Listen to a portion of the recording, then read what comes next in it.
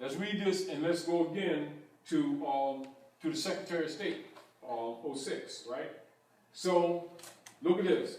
At the appropriate time to be designated by the President, the leader of some of these organizations are to be detained only when it's clear they cannot prevent the emergency. Working with local police officials during the first critical hours, all other leaders are to be detained at once. Compiled list of minority leaders have been ready at the National Data Computer Center. It is necessary to use the minority leaders designated by the President in much the same manner in which we use minority members who are agents with central and federal. They're telling you that these leader guys are agents, but the masses don't know that, all right? And we cannot, until there is no alternative, reveal King Alfred in all its aspects. Minority members of Congress will be unseated at once. You all know why, but they won't know why, because they think that black's an identity. People of color's identity. Minorities, they're what? They're Christian property. They're chattels. They're tokens. They have no authority, never did. I'm going to call my black congressman and get this done. Now, and you going in the concentration camp. You know what I mean? The Kohler. Minority members of Congress will be unseated at once. This move is not without precedent in American history. Attorney General, preliminary member of the Department of Defense. And pay attention, this is where your so-called black leaders be talking about King Alfred plan and Rex 84 plan, but they stay away from this paragraph because it exposes them. This is the letter here it is. To Obama, right? No, this is the King Alfred, Rex 84, Executive Order 11490. Countermeasure controlling minorities, 1982, people like that. 1984. 1969 issue. Preliminary memo, Department of Defense. This memo is being submitted in lieu of a full report from the Joint Chiefs of Staff. That report is now in preparation. There will be many cities where the minority will be able to put into the street a superior number of people with a desperate and dangerous will, not unlike what you've seen in Philadelphia. It's going to get it in the larger scales. All right? He will be a formidable enemy. Why is he saying he's going to be a formidable enemy? Now look at this line. For he is bound to the continent by heritage. Does he say country? No, Continent by heritage. And knows that political asylum will not be available to him in other countries. The greatest concentration of minorities in the deep south, the eastern seaboard, the Great Lakes region, and the west coast. So where these people think they're going to go to some other country, Africa and stuff that, and play that black African stuff, they got another thought coming. And it's the same thing that French Muslim schooled Malcolm when he went over that black stuff, and he says, y'all think Maghrib is Wednesday prayer. Maghrib is North America, Morocco, the most extreme west. You're left home. Don't just think because you made the Hajj, now you some Muslim coming home to Africa. Why do you think they keep building jails and killing you on the street? Because they can't deport you. And who keep promoting that crap? Your black leaders who are overseers, agents for what? Central and federal. And this is why other Asiatics don't have respect and don't like black people, because they looked at it as traitors. Yep. And as soon as you say that, they know who you are because they know you dishonor your mothers and your fathers. And they can't trust you. And then you always go to these wars, murdering women and children around the world to keep these Constantinians in power under the fake name of Christianity, then come back and always marching and praying because you ain't got no rights. Nobody likes black people. They're traitors and they're hypocrites. That's right. And their babies are dying younger and younger on the street, and they sit around talking about salvation with their hypocritical selves and wonder why nobody likes them. But they forgot their histories, so therefore they forgot their obligation to humanity. Nevertheless, the world ain't got to deal with that. And when they start cooking these people of color, when they start dying, they're going to hurry up just like them other fakers, and they're going to hurry up and get a nationality, aren't they? Because only they are the heirs of the estate. But since they don't want to be themselves, which they have a right not to be themselves, they also have a right to be cooked. Because they're not going to take up space. And of course, you know, in King Alfred, you know, all the prisons are actually concentration camps. FEMA camps. Oh, yes, they are. Yep. Now, What happened to all the so- homeless people in the street? who? Weren't there homeless people in the city? Oh, they disappeared them. I mean, They all disappeared the- them. You know, They disappeared them. you notice that? Yeah, They you got- disappeared The then. stench was getting ridiculous anyway. What's They that supposed to disappeared. I have to approve I'm it. telling you, they disappeared them. What do you mean you had to approve it? Cause it was, you walk by there, the stench is terrible right now. It was worse when they were there. And they're getting ready to deal with it in other cities too. And I'm telling you, they're going to disappear them. Because you already know that Homeland Security, the Patriot Act, is really the Nazi manifesto. You said Nazi? Nazi? It's the manifesto. It's a duplication of the manifesto. You know, I keep on telling these people, because they're getting ready to get it in spades. Starting with thinking they're going to get paid and they're going to get a credit check. They're going to get a credit slip and don't know what to do with it. Now, of course, you already know. Now, here's George. Here's George with his Masonic regalia, right?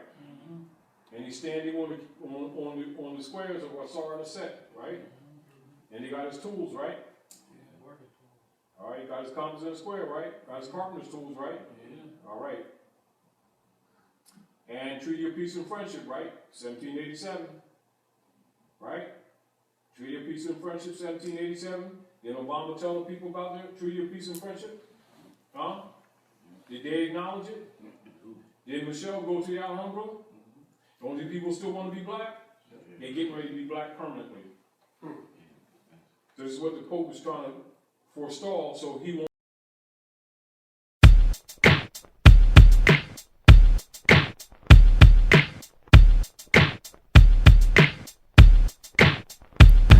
With a chain on your brain, with niggas no playing. King Alfred plan, vaporize, no bodies laying. Got nations reclaiming republics back. Constitution enforcing on the demo acts colored. Can't be a verse, I'm a more first. Won't claim to be ham and catch that pork curse. Following black power that lost debates. Slap Doc for having a lawyer, set the record straight. The Moors are back, burn your Nuwapian race. Pushing Malachi York with no Ellis fake. Allah's temple of Islam, perpetrate the fraud. Push Drew to the back, uplifting fraud. Claiming to be Lord, get thrown overboard. Dirty Moors talk, I walk cause y'all overboard. Got sisters heads under, not over swords. Camera clutch minds with hope and thoughts. Iron sheet knowing, all niggas believing. Candyman was the master, not Steven. Odds aren't in their favor and not even. Rappers think they MCs are not even. A lot of you folks are conscious jokes. Moors, Rich, CC, The Hague, and retiring popes.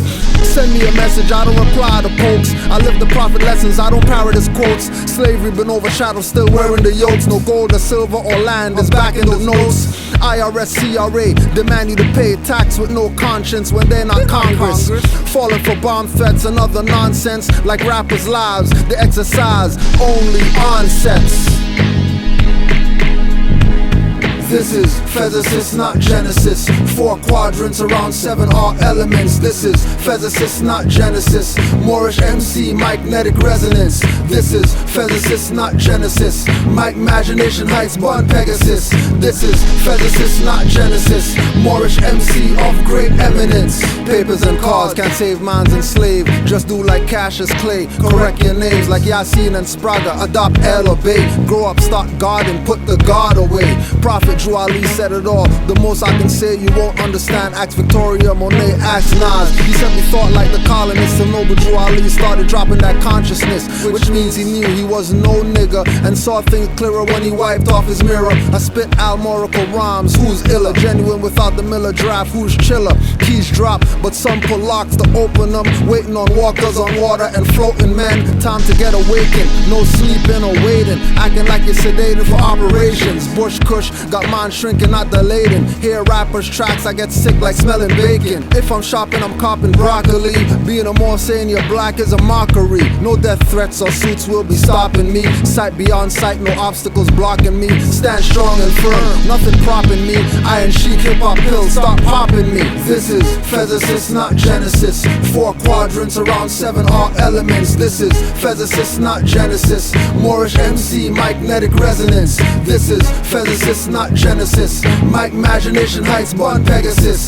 This is physicist, not Genesis. Moorish MC of great eminence. I'm a mothership seed. Welcome to the board meeting year round. 4 seasons, I'll gather here for a reason. So let's throw the gods away. No idol worship consecrated. There's something wrong when the created God is not your favorite in your congregation. I'll never be a Christian more. Propagating the faith, you could be a victim of swords. I walk over the water, emotional tyranny. You say the B is for the spelling on the YouTube parodies. Apparently, we have to draw from scratch and see our artwork. Let's get it together, guys. Draw the image and sharpen. With the image of our people with businesses and commerce. Muhammad and our face and Drew Ali begins to conquer. Make the capital, we be Chicago, it's decided. Oversized Temple of America business license. The heater has to leave, so I fill up the water for him, flow right in it. With my music playing, oh the horror.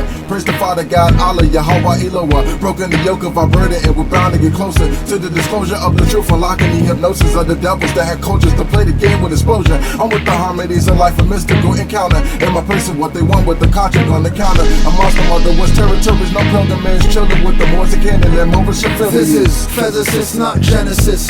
4 quadrants around 7 are elements. This is physicist, not Genesis. Moorish MC, magnetic resonance. This is physicist, not Genesis. My imagination heights, born Pegasus. This is physicist, not Genesis. Moorish MC of great eminence. Huh? Who my nemesis?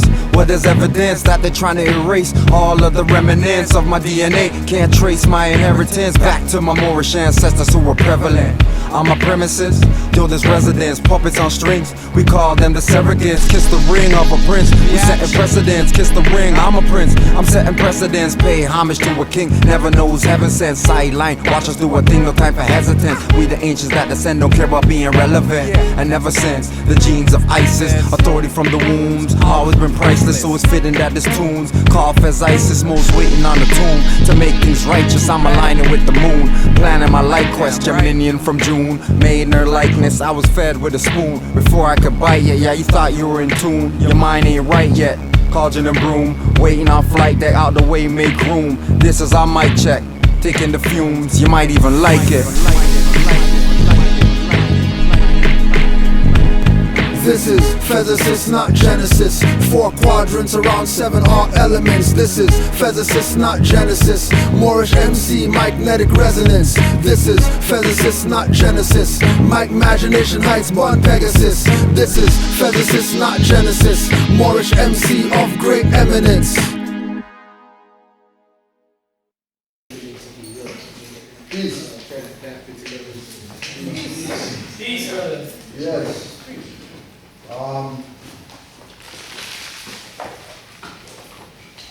First of all, we want to thank everybody for being here, especially the individuals who belong to other organizations, groups in the city. The whole point of us doing this was to put the call out to all these other groups out here to try to understand and to as well bring understanding to what the issue is with regard to our people proclaiming to be a national of a nation, whatever nation it is, right? This came about because I was watching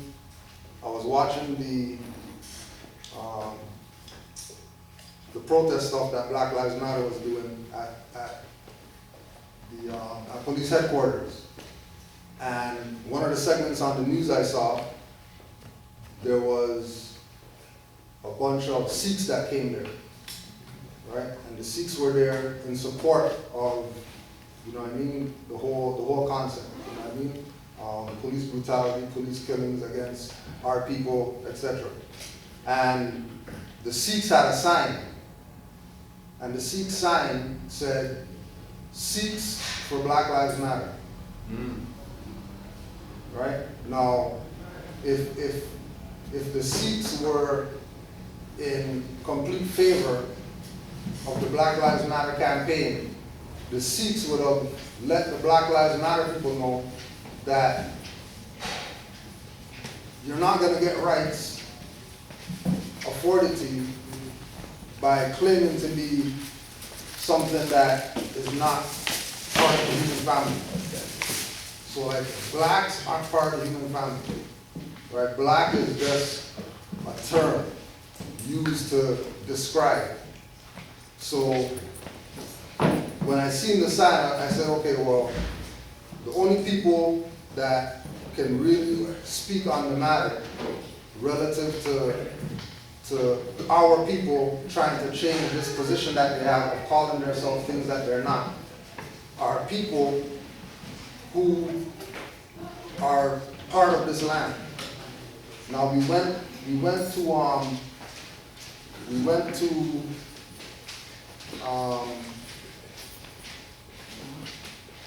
the Aboriginal festival today, right? Who they say the so-called natives are the Aboriginal indigenous people or whatever.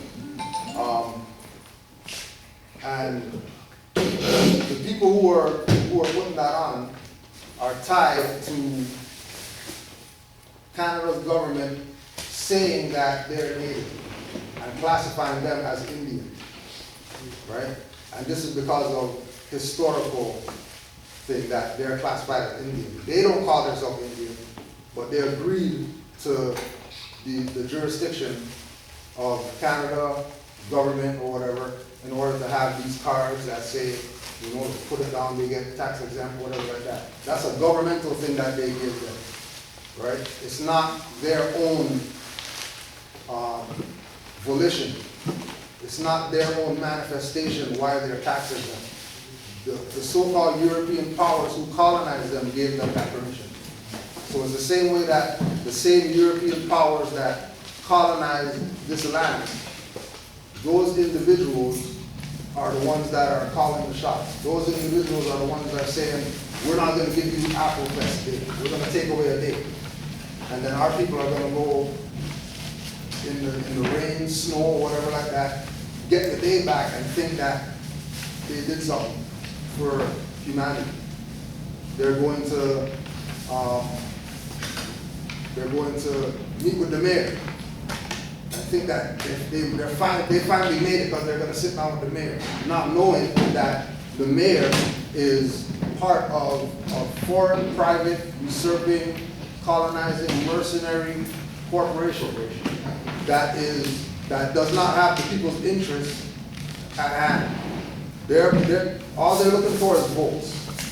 If they can show that they work with the quote-unquote black people, then they're going to get the vote, right? So I wanted to also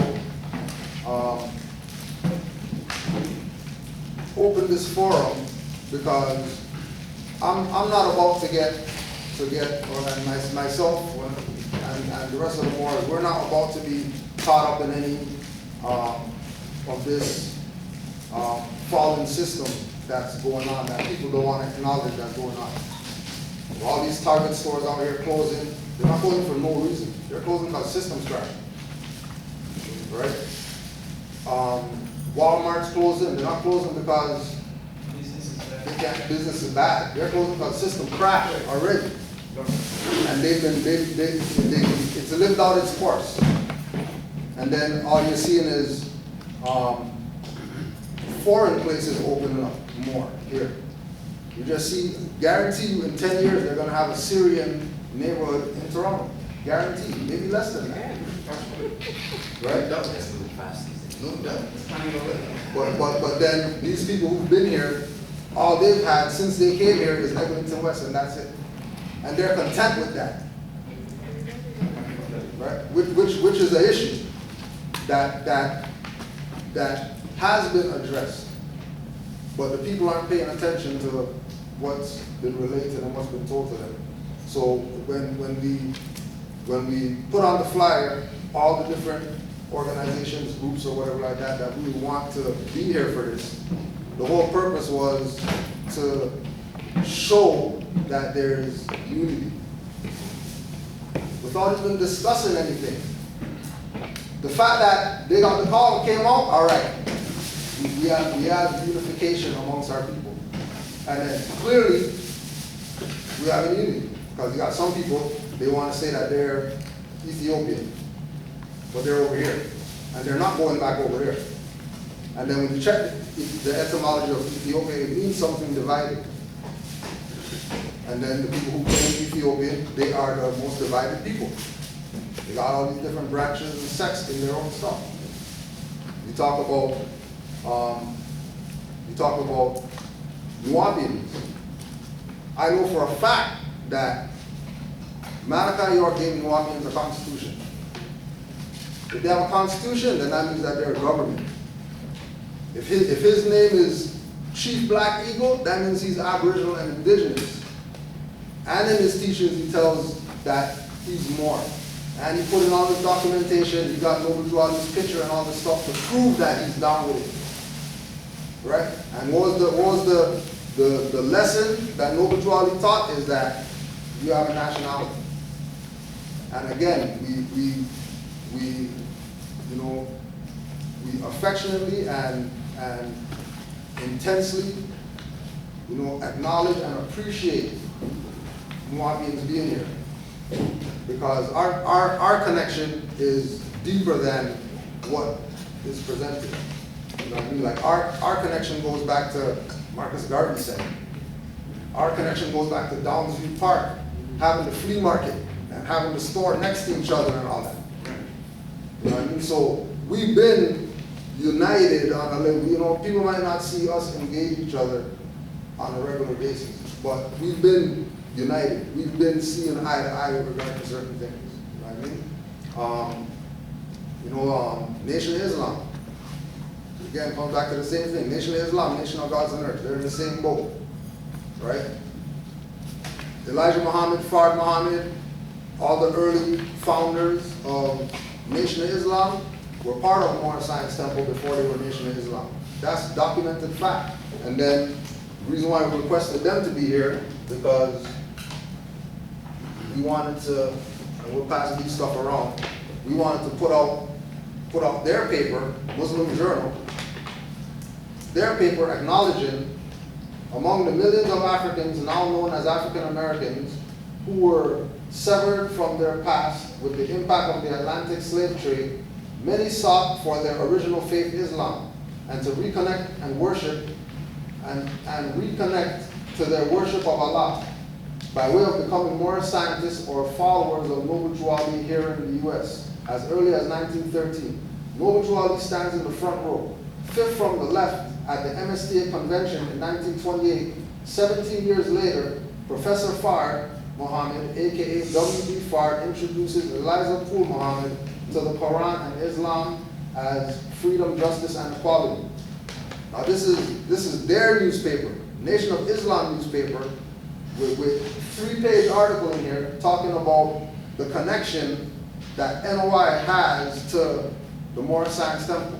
The connection that Elijah Poole made, that we know him as, David Ford L., that we know him as, who people call Fard Muhammad, the connection that they have to the Moorish Science Temple, that their foundation is rooted in Moorish science. That's just what it is. It's not what we say. This is their stuff that says that. But then if you ask all of them, okay, well, if you guys say that you're that down with Noble Drew Ali, then you should have a nationality.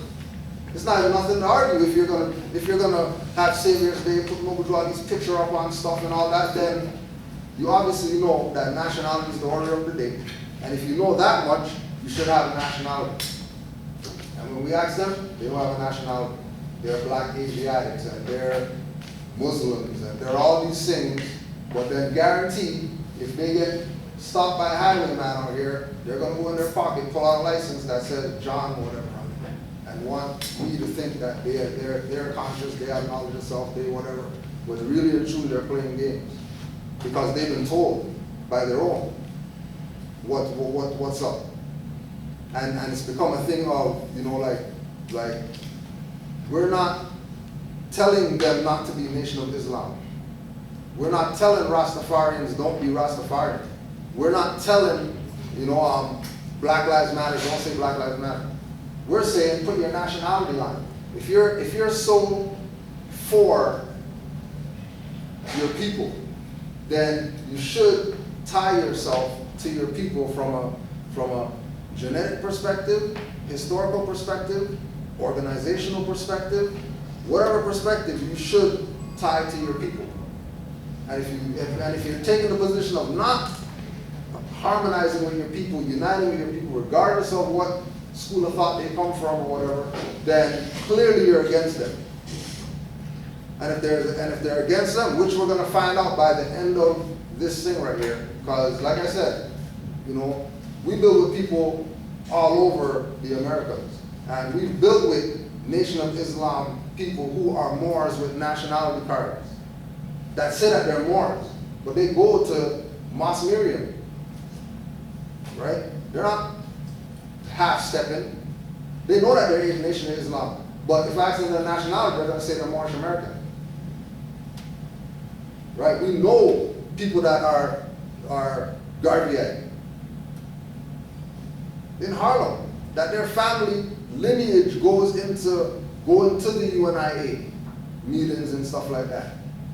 They have family members who were around during Marcus Garvey's time that relayed information to them about, yeah, there were people with black feathers and stuff like that at Garvey things back in the 1920s. It's not something that we're just popping up out of whatever. Everybody was down with this. And then after 1930, everything got segregated. Everything got torn apart because everybody wanted to be the man. Everybody wanted to be the one that saved the people from the whatever. When there's nobody that is going to replicate what Noble Drew did already. And it's not taking away anything from anybody else who came after. But we have to recognize that they came after. It's not like we're saying these guys were before and we're trying to pump Noble Drew up like he, you know what I mean, is the best out of whatever. There's nobody that could claim that they came before him. And everybody who acknowledges him tells their followers, their members or whatever, here is where Noble Drew was introduced to these group of people. And they were supposed to take the lessons of Noble Drew and add it on to everything else that they had. Not just look at that like, oh, well, I don't want nothing to do with that because he says Islam or he says Allah, so I don't want nothing to do with that. We're just going to stick to this book. But we're going to acknowledge Noble Drew for what he did. Thank you for what he did. But we're going to go over here and we're going to say Black, Asiatic, and all this stuff, thinking that people respect that in the world. And again, this is open forum. So anything to share, anything to put out, just put your hand up. If you could also too, just state your name and title or whatever it is, what organization you're from, affiliation, and we'll go from there.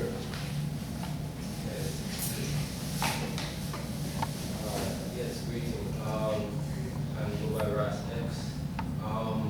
Personally, I don't want to claim or declare any organization or anything like that. And hopefully people see and can hear me, and that's enough, right? Other than that, whatever. But peace and love and things like that. You know what I mean? That's enough. I was just want to say still the same things you're talking about, right here. So can I ask who are you affiliated with, or what? I'm a living, breathing being. No affiliation that any.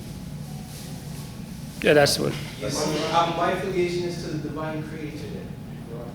You see what I mean? I don't know, like, it's very, to get on that discussion, right? For me personally, it's like, okay, the fact that I'm here, you know what I mean? People you see and you can hear me, you know what I mean? So to be organized, you have the choice, yes, to say, oh, this person doesn't have backing and this and that, but that's what you know. This person doesn't have people and this and that, so I can do to him what I feel like doing to him. We all know about that. We should, right? You have that choice, but I'm not going there. You know what I mean? I'm a living, breathing person. That's where I try to take it, to the divine, right? To your higher senses. But, peace and love, Bridget. But same way, everything you're reminding me goes back to the original, the first concept of what people call freedom and freedom fighting, right? Because there's a lot of confusion. There's the actual underground going on. It can bring more confusion, right? Where nobody, in a sense, there's an evolution, and that's somewhere where we're lacking. The true history of our freedom fighting, because a lot of us get confused, rightfully, with the underground presentation, right? But you're talking about nationality and things. Virgin, if you don't know, it's there, but who them man them was fighting for their independence, right? By the time you get to Nani and them people, it was a uniting of all the peoples, where, you know, there's an agreement about going by black, only to identify the color of our skin, because it's not a nationality. And it was to identify the color of our skin. You see what I'm saying? This is what we're being told, right? But all the freedom fighters were looking to repatriate. And what is repatriation? You have to go back and what you were doing before. You see what I mean? If your nationality is the division, that's what I'm talking about, them things, right? But I'm a living being, breathing being, you know? But just one question for you. You said Yes. to identify us by the color of our skin. Who? You said to identify, they use the term black to identify us by the color of our skin, right? That's what it was used. That's where it came into our, that's how it was introduced to Right, us. but look at the color. I'm not arguing with that, but that's the reasonings. You see what I'm saying? There's many different reasonings, but eventually one that comes down to it is because of the color of your skin. You see what I mean? And I agree with you there, but my Right. thought then is that if that's the reasoning, and the reasoning isn't correct, Correct. then it has to all be wrong. And I did mention, Bertrand, there was confusion and even some examples why there's confusion. That the underground. You see what I'm saying? The last Bertrand, because I checked the thing for reason. There's a last episode I saw at the very end. You had a house Negro girl whose mom was dealing with slave masters, so she's mulatto and XYZ, whatever you want to call her, right? And she comes out with the natives, right? The Aboriginal people. Virgin, we don't show them. You see what I mean? We don't show them. So she's coming out there and everything, everybody gonna watch that movie, that show, and they're like, oh, this and that. They don't know what's going on, Virgin. The freedom fighters, if you want to know about freedom, you see what I mean? Would you consider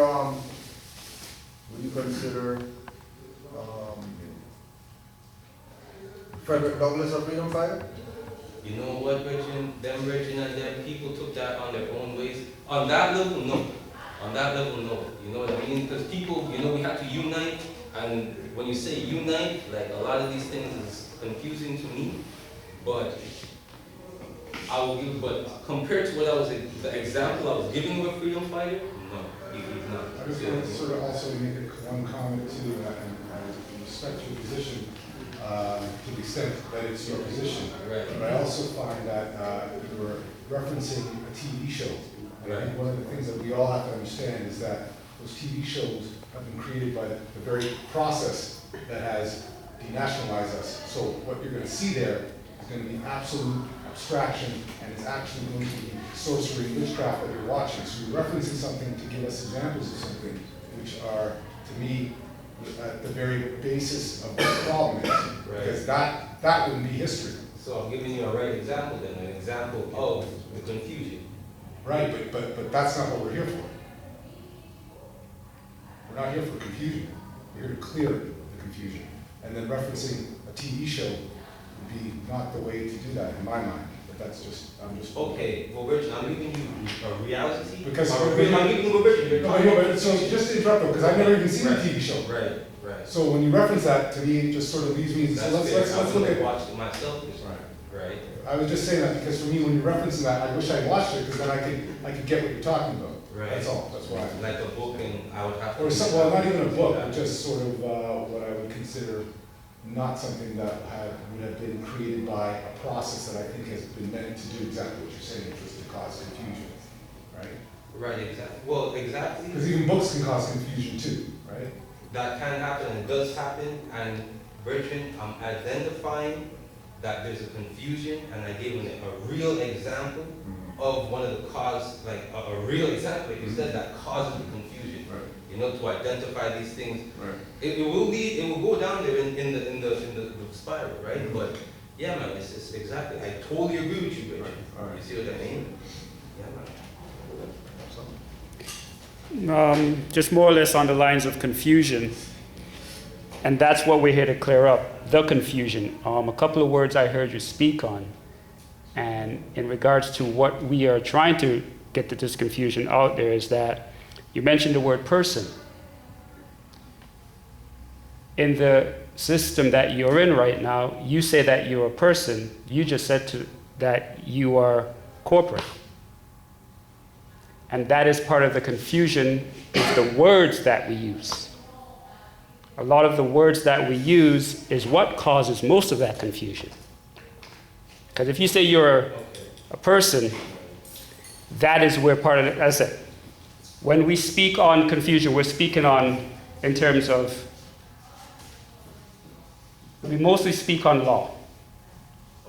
And the system that we're in, they deal with law on a daily basis. Everything you do is on law. So when you mention the word person, you gotta be specific of what type of person you're speaking on. Okay, can I now? Go ahead. Now, brother, what we're doing right now, Yeah. what I hope, it is the work in itself. Well, that's Brother, did I say something? Now, we're living in a reality yes. where those words, I agree with you in a sense, right? But we're also living in a world where the word person, when you're going into the school system, Virgin, the education system that's there, and now identified another issue, we don't have our own thing. Let me just cut out all that stuff. The dialogue that we're having, why is it like whatever is necessary to make it happen? But Virgin, I've been on this for years, not make the dialogue just happen, but let us manifest the works, because it's love. Yeah, well, absolutely. And as I said, so brother, for us to really understand where we're coming from, if we're not dealing with love, if I cannot trust you, and I feel I can't trust you, and then you feel you can't trust me, absolutely. you see what I'm saying? And then let me say I actually do try, and you still move in ways and things like that. Things that, and you see how things is escalating. Absolutely, yeah. As I said, so this is where the confusion has to be. Right. This is where we have to come on a common ground. Like for instance, Kuja put two words up, well, two verses up there: natural person and person. What you have to do is you have to distinguish what type of person. It goes back to, sorry, Kuja, sorry, just one thing. Goes back to when we say we are black. Black what? That's an adjective. But he was making the point that he was using that as a description. I didn't say that was black.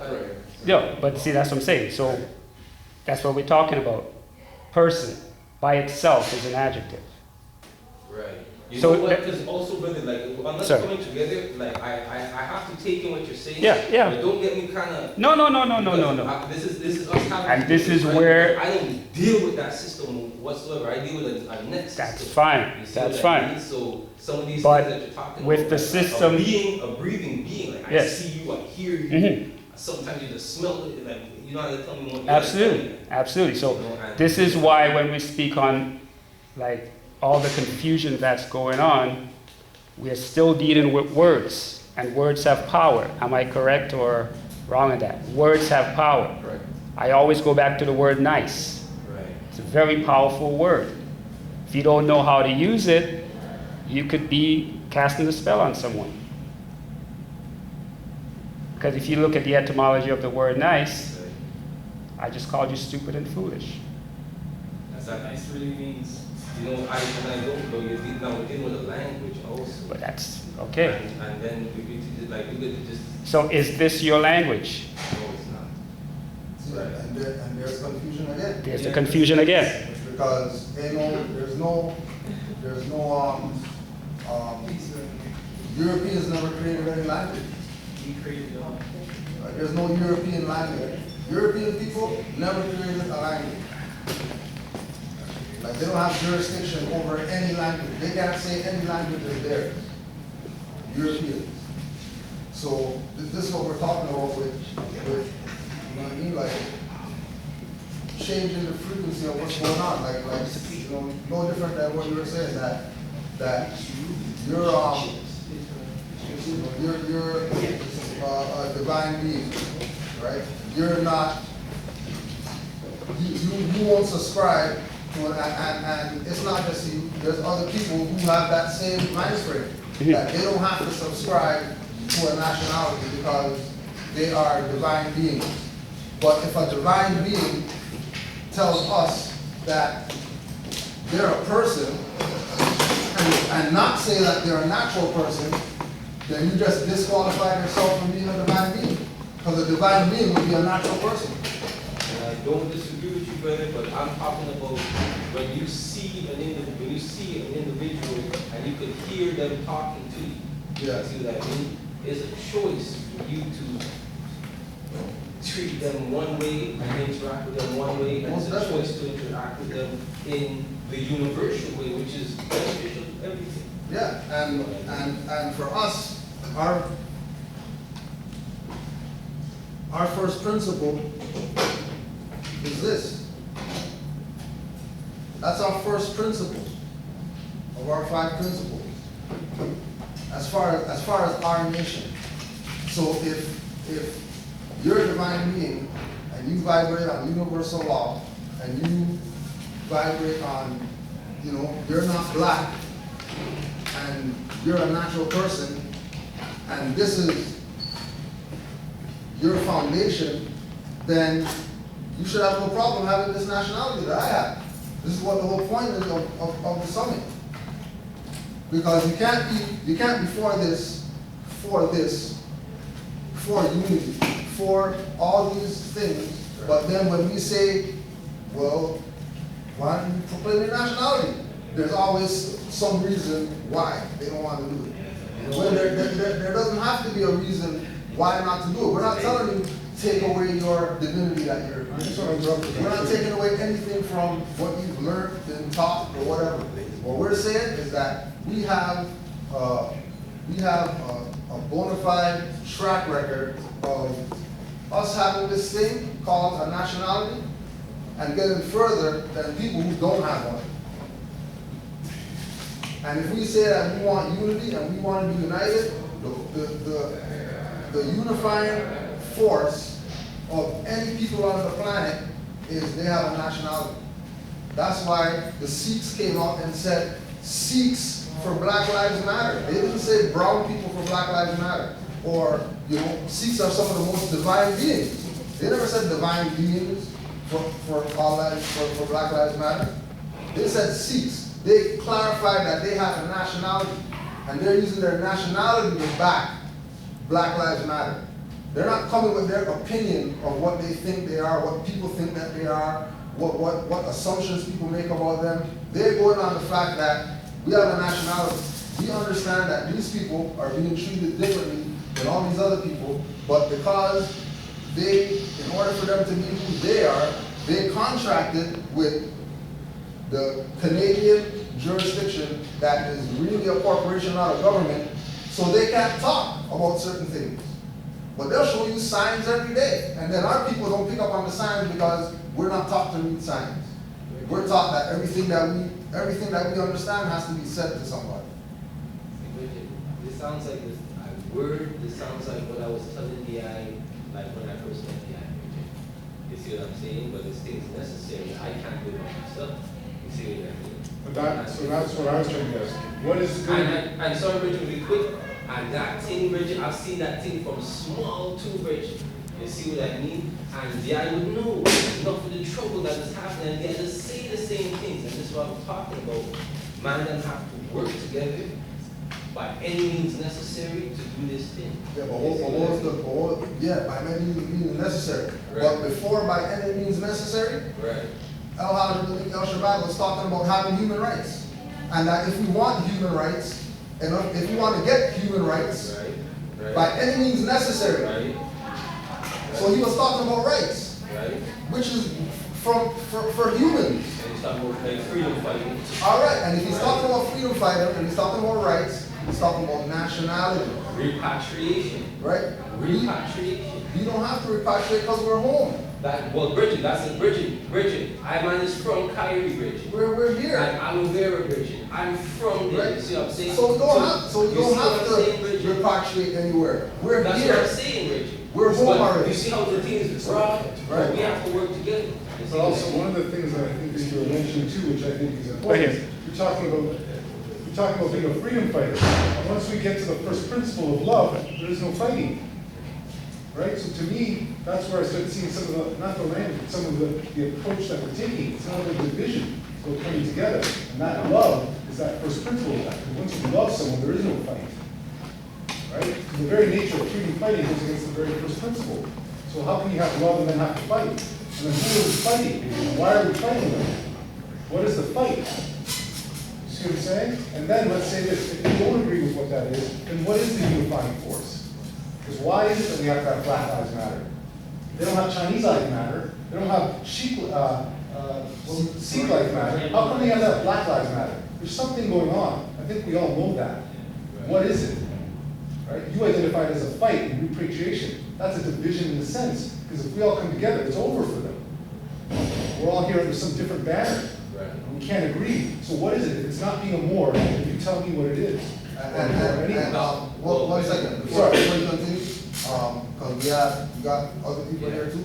So whatever thought you have, you hold it. If there's anybody else. Yeah, I know, yes, you those will not there, ask a stand up. question. If you got any comment or statement. I noticed that sorry. You don't have to stand either so much. Okay. Sorry. Yeah, I think according to what you call it, how the format was set up. Yeah, just in the beginning. Yeah. My name is what you call it, Amun Chifu, Yes, ma'am. member of what you call it, Nwapia Nation. And I know your brother actually opened up the question. Yes. And this talk of what you call it, nationhood, it goes, I guess, beyond, I think, what we're basically dealing with. Because I got a question for you, Kojo. And the question is going to lead up into, I guess, our position in addressing that question that brought us here. Beautiful. Right?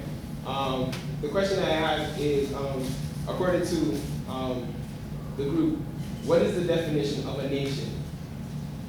Let's do it. Alright, so Yeah. we won't go according to our perspective. Okay. We'll check the books that have those things in them so that everybody knows that this is a universal thing. Okay. It's not a thing that we're just Making up. shooting out or whatever. This is something that everybody agrees with as far as the world is concerned. Right? So we'll read it. Yeah. We'll read it out. Okay. You know what I mean? Nation, so that we can have a perspective. The official. Yeah, the official reader. He came for the, he came for the books.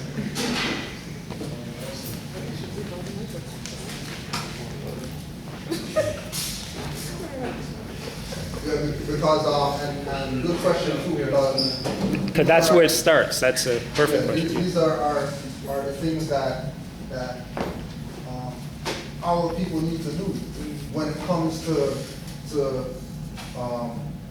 engaging us. Correct. Right? Like it's like we have a saying that, you know, if you want to know about Moors, ask them more. Why are you gonna ask black guys, all these other people who they're not even gravitating on this? We ask them know John's birthday, they don't know. So, you know what I mean? Why would people go to them? Correct. So this is another reason why we had set up the forum, because we wanted people to put whatever they got to deal with. We have somebody who could talk on the matters. You know what I mean? Not because we're scholarly, whatever like that. You know what I mean? But because this realm that we're dealing with is something that we don't see other people dealing with. We don't see our people, you know, practicing real unity. They practice unity when there's Francis Cress Welsing or somebody coming to do some lecture. They want unity. Other than that, you know what I mean? They're not really, you know what I mean? But yeah. Nation, my man, Webster's Collegiate Dictionary, 11th edition.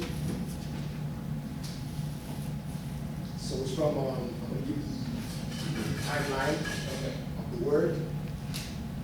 So it's from Middle English, nation, from French, nation, from Latin, nation, or medio, and it says birthplace, race, nation. From French, nasi, to be born, akin to Latin, geniere, to beget, more at the king. 1, nationality. 2, political, organized nationality. 3, non-Jewish nationality. B, a community of people composed of one or more nationalities and possessing more or less defined territory and government. C, territorial division containing a body of people of one or more nationalities, characterized by relatively large size of independent status. That's Merriam-Webster's dictionary, out of the Black's Law's 3rd edition dictionary. Now I'm gonna read from Black's Law now. Because when it comes to words, you have let's say, a general definition of what the word is, and then you have a lawful, legal definition of what that word is. So like for instance, if you're in a so-called courthouse, and you think you're using a word that means something, but in law it means something else. Right. So we give you the definition from the general dictionary, and then we give you the definition from a lawful perspective of what that word means. And I think just to expound on what the law dictionary, I think, has referenced and why it's so important, is that law governs all interaction. If you're living on an island, you don't need a law. Because we're coming together, by coming to push you, it's the law that determines the interaction. If we're doing commerce, it's law. Okay.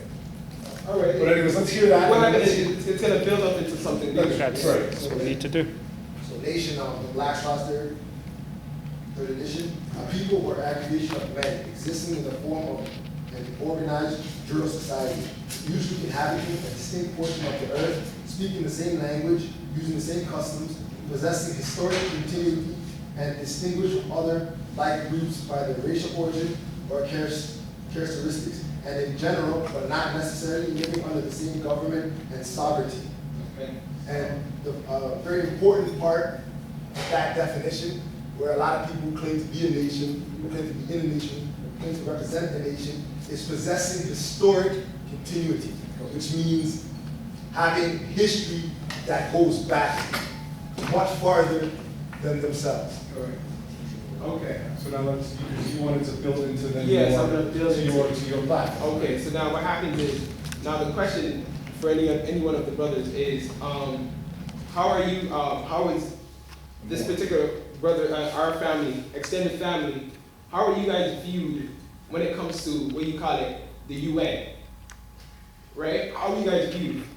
Because, okay, how are you guys viewed? Do you have any standings when it comes into the international court? Because this court that we're in right now, 215 is governed by what you call it, let's say right now on record, 193 nations. It's United Nations, right? Governing the affairs of the world, right? So my question to any one of the brothers is, how is our extended family, the Moors, viewed in the international courts?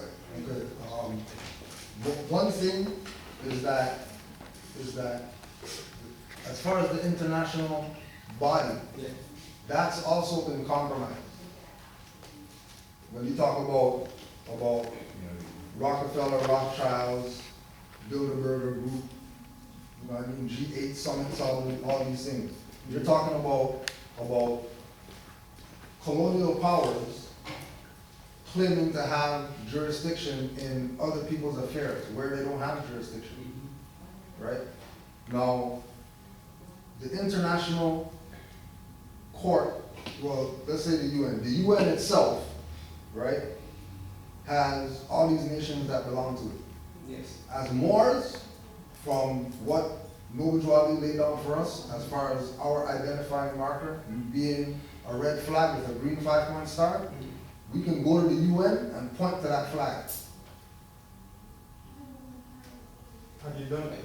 No, the flag's flying there. We don't have to do anything. The flag's there. You ask the UN about Morocco, they'll point to you to a flag that represents that nation called Morocco. The international community knows that this side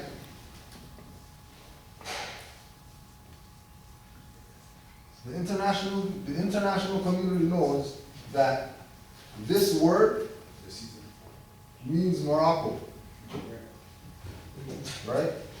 So if we go to any of these stores up here, and we say, they see us in our feds, right? Automatically, assalamu alaikum. Automatically.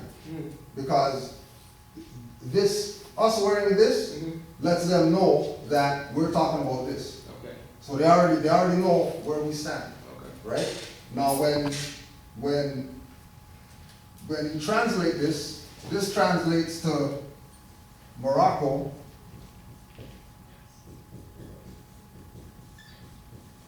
The farthest west. Language of origin. Arabic. Okay. Right? So this is going to tell you that this means Morocco, the farthest west. Okay. Morocco in Africa is north. So clearly they're not talking about Africa. They're not talking about Africa. Okay. Okay, so then I think you should sort of maybe put your position on, and then I think there's a couple other people Okay. who had. Well, No, Well, and the question, that's what I'm saying, so we have to. no. All right. Well, the first question that I asked, and the brother read the definition, and then the second question, the brother gave me an explanation to what happened is, according to the UN, correct? You need 4 requirements to be, let's say, recognized as a member of the United, what you call it, Nations. I'm gonna just point them out. First, you need what you call it, a population, Right. right? You need land. You need government, right? Yeah. And then finally, you need diplomatic, what you call relationship with, let's just say, a recognized member of the UN. So that, All right, go ahead. But I just also want to counter that with what Cujo had made reference to. It's like asking the criminal to define the crime. So Right. what you're saying, though, just hear me out on that. You're asking the person in power to decide something. It doesn't mean that what he's deciding is right. correct. So this is where I'm here to basically present where we stand, where what happened as the United Nawapi Nation. What happened is what we're saying to the world, because for some strange reason we have what you call it, let's say an identity crisis. Every time that we step up to the world of this, what you call it, united body of nations, and they're asking, who are you? What happened is we have a tendency of taking what you call it, other people's religion, right? And saying, oh, I'm a Muslim. That's why I asked you, what do you call it? I'm a Muslim. And they're like, hold on, wait, a Muslim?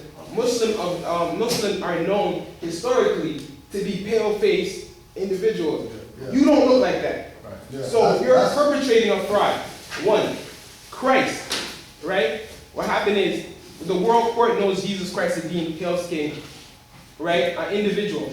So when we go to the world court, okay, who are you? Oh, I'm a Christian. I'm a 7-day Jewish. They're like, whoa. Christ doesn't look like that. You're a perpetrator. The same thing for our extended family, the Hebrew Israelites. Who are you? Where can I find you in my books? Let him finish, right? Okay, But what you're explaining is the same thing we're talking about, denationalization. No. Listen. So now what happens is we're always going to the world, presenting ourselves as somebody else. What happened is I'm not like I'm No. So now, what happened That's what we're here is for. we have what you call it. We have a, put it this way, this identity crisis where we're like, as you said, it's like asking what you call it, criminal to recognize us. Amongst our particular nation, what happens is what we're telling the world is, listen, we're indigenous. We were before when you came here, we're indigenous. And then what happens is we, amongst our nation, we have a language. So that they can't say, because every time they're like, okay, where are you? They're like, Cujo, when I asked you for the source of the word, you said Arabic. But Arabic, wait, that's tying back into the Pale Arabs. Everything that we say ties back into another person's doctrine. Yeah, doctrine. You don't have nothing of your own to say, yo, this is my own. Right. You can't define this particular word because it's in my language. Right. You have to ask me for a particular authority. Right. So this is where I asked Cujo the brother, it's like, okay, where does the family now stand in the world court? Because right now, as you said, nationally, they're not really going to play fair. I'm going to take a seat and then... No jurisdiction of court, So right. beautiful, so let's. So just, oh yeah, you got questions? Sis? Yes, I have a question. Yeah, go ahead. I have a question. Yeah. I noticed, I observed a while ago that you said that if anybody asks about the Moors, in terms of the United Nations, in relationship to the United Nations, they could see a flag somewhere in there. Yeah. How did that come to be? If the Moors had not gotten permission from the United Nations to put their flag up there, how did your flag automatically get into the United Nations? Okay, 1956. No, just to answer I could that, answer that. what we've been describing behind the whole scenes there is what you're dealing with is you're dealing with a corrupt organization which really had to rewrite history. So what they had to do was they couldn't write Morocco out of history. So what they did was they set up a Morocco somewhere else, and that's the Morocco on Africa, that's the kingdom. And they put the flag up there to sort of then piece that together. So when you start looking back into the books and wondering why Morocco, you find Morocco everywhere, you then identify with the Morocco over there. That Morocco took a pail. That Morocco is part of that organization, which is corrupt. So what you're really doing is dealing with the criminals. And what we're here to say is we don't need the criminals to define us. We need to come together, and once that happens, we become that nation. Because we keep going to someone else to ask for permission. Why would we need to go to the UN to ask for anything? We are who we are. The UN is a corrupted body. Right? So what we have to do then is get rid of the division, which is what we are dealing with. Right? Because we all come, when we look at ourselves, we all know we're the same. We can go places, and there can be someone who will look exactly like us, but be of another nation, so-called. But really is from us. And nation comes from NATO, which is the mother, which is who we all come from. Now with regard to the international court, right? It's that jurisdiction called international court is a bottom jurisdiction. Like, you're not getting remedy there. So for us to want to get some type of acknowledgement from them kills our position, because we're really supposed to be practicing self-autonomy. We're supposed to be United Nations ourselves, not going to somebody else who half those nations in the United Nations are corporate. They're de facto. They're not actually de jure nations that are in the United Nations right now. You know what I mean? So, you know, it's like, you know, if we have to start somewhere, since everything's compromised, why don't we start with ourselves? Because we have this tendency of always needing to get them to say that, oh, yeah, well, we recognize the whatever. Like, there's more in here that, you know, we don't need to go to international to get recognized, because we go out here, put down a nationality card, we get taxes off because we're indigenous, right? That's just what we do because we're a nation. And they wouldn't take the taxes off and put the number in the computer, and the computer say, we accept this number that you gave us, that's not part of our system. You guys we have our own number that has nothing to do with anybody called Indian or whatever that gets tax exempt.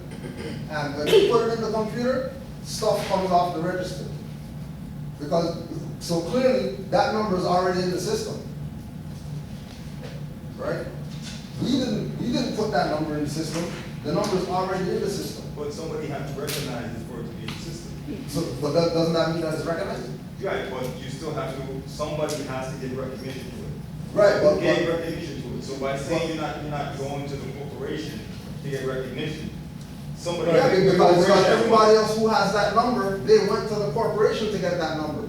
But also, here's another thing that I think we're also getting to the deeper parts, which is what my brother said, and then we should let the two brothers in the back, is that we're dealing, yet again, with understanding that we're still working within someone else's system. Right. What we're trying to say here is we need to come together, because as you know, you can walk down to Chinatown, and they've got their own, they've created their own thing, and that's where, when Kuku made reference to, where's our area? It's that between Raps, it's between Eglinton and Oakley, and Eglinton and Martin. No, so that's what I'm joking, you see what I'm saying? But no, so let me just clarify what I was saying to you. The reason, sorry, just to clarify on the half second, which is the fact that we're going to their stores. That's the problem. The problem is even more systemic than the reason why is we're in their stores. The Sikhs, they go to their own stores. The Chinese go to their own store. Right, I understand that, but at the same time, right, when you go to Chinatown, right, when you look at the street signs, it has Chinese letters on it. Right. It says Spadina and wherever you're going. So somebody has to recognize it within the corporation in order to give that to them, because they can't just make up their own signs and put it up. But guess what that is? That's the national power that created that. So it's the unity that created that. We understand that. We understand that. So what? So hold on, and then let's. So the thing is, why don't we have that, and how do we get there? That's what. And what they've done to us is they've divided us, and it's the very simplest divide and conquer, and that's why we're here all under some imaginary different. What we're talking about. Okay, Okay, so the unification lies in all of us being recognized as one body. And the thing with this, they splintered us off into different groups, so-called schisms. Sorry to interrupt. We splinter ourselves off because they recognize that we're Moroccans. They know that we're the Aboriginal and Indigenous people of the Americas. They know that. They have a big part to play with colonizing us, right? In different places, right? When you're in Trinidad, they call themselves Trinidad. When you're in the island, they call yourself, just by the islands alone, you have many different people who call themselves different things. And just that alone, when you call yourself the names that they give to us, you're under their jurisdiction. Most definitely. Right? Most definitely. So I'd just like to address this brother's question regarding us having to get approval from these organizations. Regarding our nationality card, we didn't go to them and ask for their approval, we actually declared who we are. And so there's a huge difference in that, right? It's one thing to go to the man and say, can we have this or can we have that? And another one to say, this is who we are, therefore this is how we're going to. And then you said that's exactly what I was looking for. You said declare. Right. So you had to declare it. Yes. Right? So when you're declaring it, you're making a statement to the world saying this is who we are. But we're not asking for their No. Yeah. We're aware of that. Yeah. We're aware of that because they don't have no power to give you anything. Right. You understand what I'm saying? But it's just you have to put it out there. You have to declare it and say, this is what I am. So all the nations in the UN, you know, or the world basically recognize and say, okay, so these people know who they are, so therefore we can no longer play this game that we're playing with them. And that's all we're saying. Yeah. Sorry, so we got a couple of them back. No, Shakari and The United Nations, I think, is formed in the 40s by Rockefeller after they were fighting the Russians. Then 5 countries have veto. So it's just a company that they made, and the 5 with the veto power have more power than everybody else. And actually, one of them have more power than all the 153. Right. So everybody can do something, and China, Russia, France, whoever can say no, and that's it. So the point is, as who we are, we have nothing to do with the UN. That's their game that they're running. If you, as somebody in Trinidad, because my point is, even though you're from an island, even though you're from whatever country in Africa, you're from Mexico, even though I think we identify with the island, we after a while all see ourselves as one. Right. Like wherever you go, this is who we are. So I think it's a matter of self-determination again is like El Malik, like Garvey, like everybody says, you have to make your own definition, you have to empower it. The only reason Chinatown has Chinese writing is because if you look at them, they weren't even allowed in our country. They weren't allowed in our country. They were brought in to build a railroad. Then they couldn't bring their wives over. Then they said, oh, you could bring them over if you had $100. When they got $100, it was 2. Then it was up to 5, right? But they identified themselves as a nation, whether they speak Cantonese, Mandarin, or whatever. That's who's in Chinatown. If you go to Gerard and Coxwell by the Indian, Gerard Indian Bazaar, there's Muslim, there's Sikh, there's Hindu, there's Jain. All of them see themselves as brown, but they identify, and they have all different so-called religions, but they all identify as that brown person. So I think this is where your power comes from, is when other nations see you as another powerful people, then they acquiesce to you. Right. So the only reason Chinatown is there and it's in the bank, when you go to use the ATM, there's Chinese writing and French writing, is one power acknowledges the other power. If you don't have power, All my niggas get the money, front niggas get the seats. That's what it is. And another thing to add on to what you're saying, in Chinatown ain't asking nobody. They're throwing up the signs because they speak Mandarin. They speak Cantonese, so they're going to put the sign up above the English sign. And nobody's going to take it down in Chinatown. You know what I mean? But I just wanted to clear up a little bit of confusion because the brother was saying that Arab is connected to the pale face or the European. So I wanted to clear that up because Arab isn't connected to the European. They're taking an identity that isn't theirs. So I'm going to read the definition of Arab in the Merriam-Webster's dictionary. So it says Arab, from Middle English, Arabius, Arabs from French and Greek, Arabs of Sem origin, akin to Akkadian, desert man, or desert nomads, a member of the Semitic people of the Arabian Peninsula, a member of the Arab-speaking people of the Arabian horse. So the definition it says a member of the Semitic people. So what I did is I took the opportunity to look up Semitic because they're saying an Arab is of the Semitic people. One second.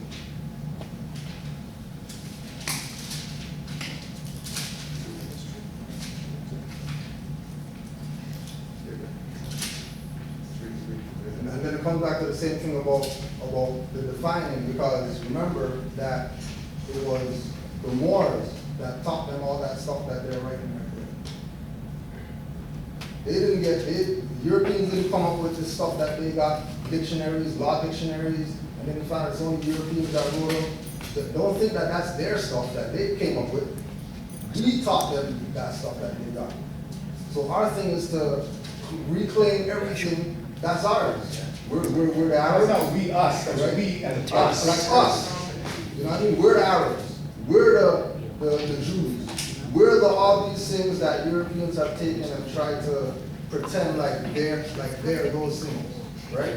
When you finish with that, and then, so since the first definition of Arab at Semitic or Semitic people, Semitic in the same dictionary is oft relating to or constituting a subfamily of the Afro-Asiatic language family that includes Hebrew, Aramaic, Arabic, and Aramaic, often relating to or characteristics of Semites. So in the definition of Semitic, it lets you know that it's African-speaking people.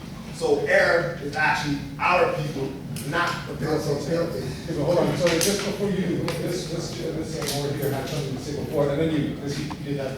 Thank you.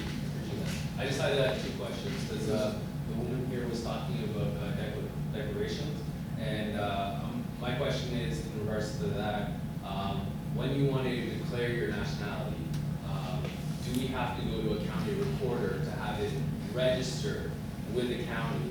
And where within Canada or the corporation, because say within the states, they have counties that are underneath the states that have more power than the state. But within our corporation here in Canada, it's not set up in that same manner. So basically the question is, when we want to do a declaration of our status or our nationality, do we have to go to some sort of recording office to be able to have it officialized and recognized so the corporation can take recognition to what we're on the one level, no, you don't, but that's where coming into sort of some of the classes or maybe some of the other information that we're trying to tell you, because it's really like our brother here first said, which is about being who you are. You are that. So you don't need anything, you just need to exercise that. There are ways that you could do that sort of get around that, but it's still, because it's a corporate game, you're still not really ever going to really want to recognize it to that level. You just have to exercise it and know who you are. So for this jurisdiction, the county recorder position was sold to the city clerk. So the city clerk now has jurisdiction over these symbols, right? Being that they're a corporation, there's no need for us to file that stuff with them, because that's what I'm saying. They're a corporation. So the other side of it is if we're saying that we are who we are, then we would have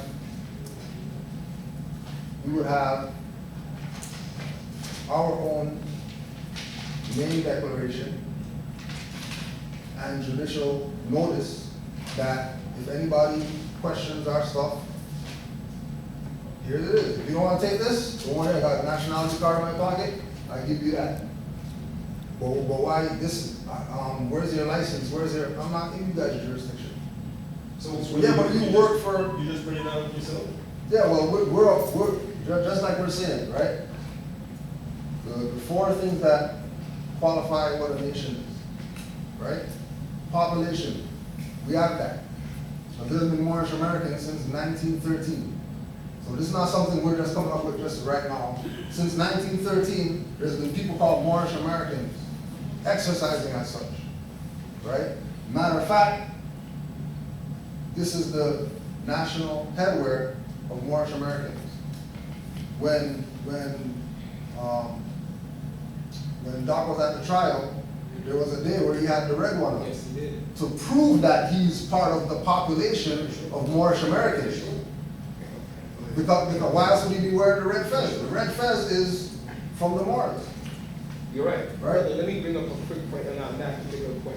When he did that, for some strange reason, either they didn't like him because of his skin color, or because of the brains that he had, because he got derailed. Yeah, exactly. Wearing, I'm not this is not what Exactly. But that's the point. Wearing, Yeah. saying like, hold on, wait, if you do respect the treaties that we do have with you as particular Moors, Yeah. why aren't you respecting my particular declaration? Because they are a private corporation. They're not the people who we made the treaty with. Right. This is what the issue is. The people who we think, like we look at, people have this thing, Justin Trudeau is the Prime Minister of Canada. Where's Yeah, Canada? he is, but Canada's a private corporation. So, yeah, he's a prime minister, but that has nothing to do with government, that has nothing to do with de jure, nationhood, or anything like that. That's the president of McDonald's running Canada, and everybody's game with it. But everybody knows that that's the McDonald's manager. That's running the country. And everybody's, oh yeah, we have a new prime minister, things are gonna get new, he's young, and he went to some university, put stuff on the board, everybody's like, oh, this guy has knowledge and stuff. Hey, nobody. And just to say this about, when the doctor put this on, that was the trump card. Don't you get it? That's what made them, when that's what he made them put it realize on, that what he was doing was real. and it was over for them. So at that point, they had to then pull up the dirty deck. They had to pull the dirty deck at that point, Because because he's letting them know that I'm not, don't take this as, you know what I mean? I'm Chief Black Eagle, Malachi came from some other planet. I'm Moorish American. I have a nationality and birthrights on this side of the land. And being who he is, you know what I mean? Thousands, millions followers and stuff like that, built pyramids and all that type of stuff. If you put on that red fez and they let him go, then what does that mean? Right. After And this comes back to law, which then comes back to the case law and everything. That then has the whole bunch of cards fall because of that. No, but you guys are aware that America has a philosophy that if they break one treaty, any treaty that they have with any particular nation, if they break one treaty, all other treaties that they made with any other nation is de facto, or like false. Which is why Walmart, Target, all these U.S. corporations are closing down because people like China just bought freaking Jaguar and Volvo from these guys. India just bought India had Land Rover. Why? Because, just like you're saying, everybody knows that these guys aren't the government now. Everybody knows these guys are a private foreign corporation. And what they're doing And, now and, is they, and they've been making treaties. and they're selling all the stuff. They're selling all the stuff that And now wasn't people theirs are to begin getting with. game to it. And just like you're saying, they're canceling all the treaties. Right. Where right now, you go to some of these stores out here, they're not taking U.S. currency. And they're saying we don't want that. Give me the Canadian. Whereas 3-4 years ago, they'll take the U.S. because they know when they put it down, they're getting you know, way more in Canadian if they give the bank the US note. But now they realize that the US note is dead and it doesn't have any power. All these stocks, bonds, or whatever that people have been had, that's why all these Europeans, Facebook founders, soon as freaking Facebook went IPO, proclaimed his nationality, I'm Swiss, and brought all the money that he made to Switzerland. Lost half of it. Now US can't touch it. Why? Because nationality. The other part of it is, you're not gonna hear this in the news. No. It's not like they're gonna put that out there. The stuff's going on behind the scenes. You just have to be able to see what's really going on. When you're seeing that stuff, that's what's really going on.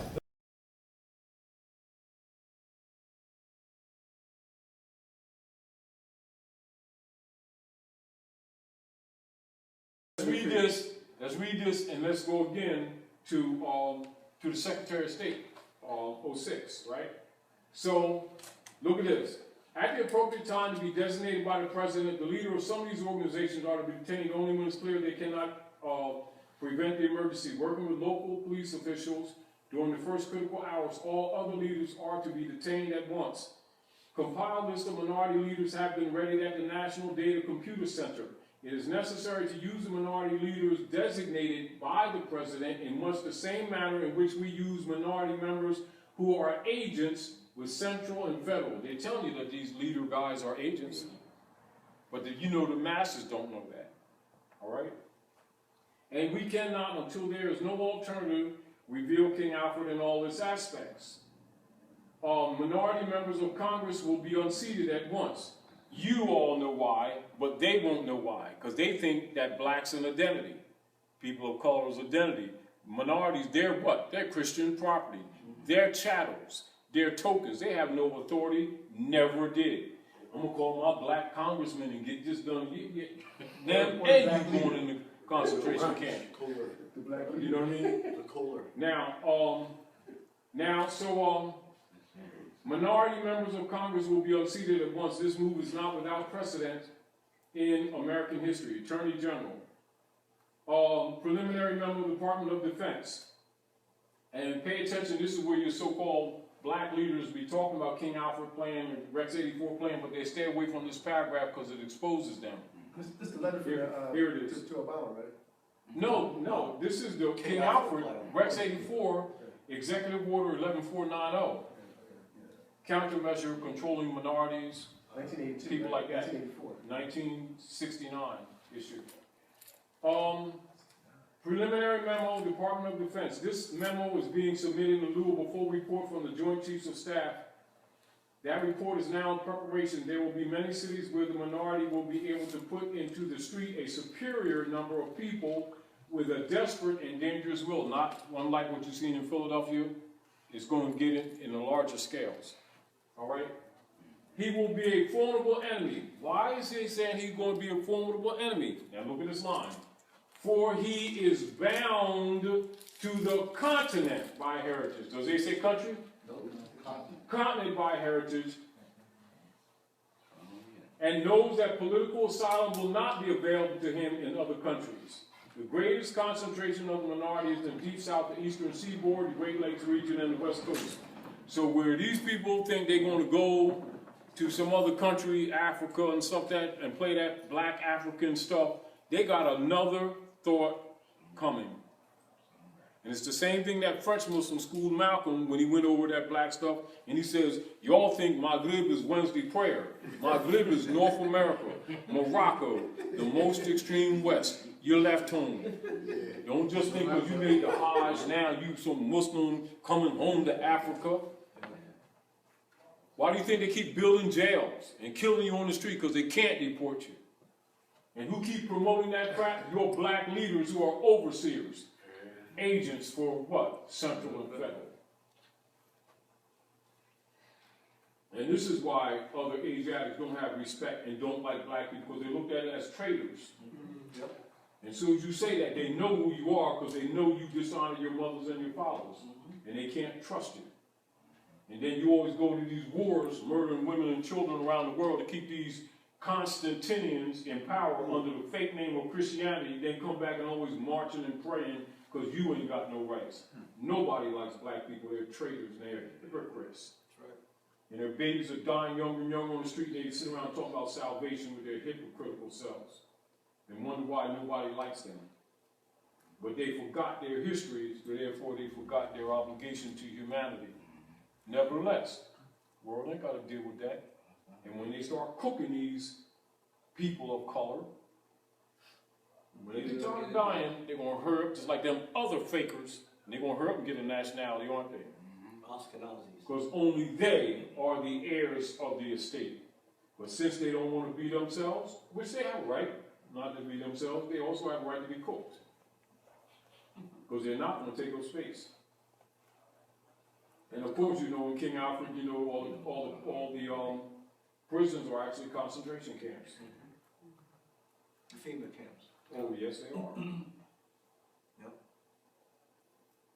Now, what happened to all the homeless people in the street? Who? What are homeless people in the city? Oh, they disappeared them. I mean, they disappeared them. You know, they disappeared them. You notice that? Yeah, they disappeared the stench was getting ridiculous anyway. What's they that disappeared. I had to approve I'm it. telling you, they disappeared them. What do you mean you had to approve it? Because it was, you walk by there, the stench is terrible right now. It was worse when they were there. And they're getting ready to deal with it in other cities too. And I'm telling you, they're going to disappear them. Because you already know that Homeland Security, the Patriot Act, is really the Nazi manifesto.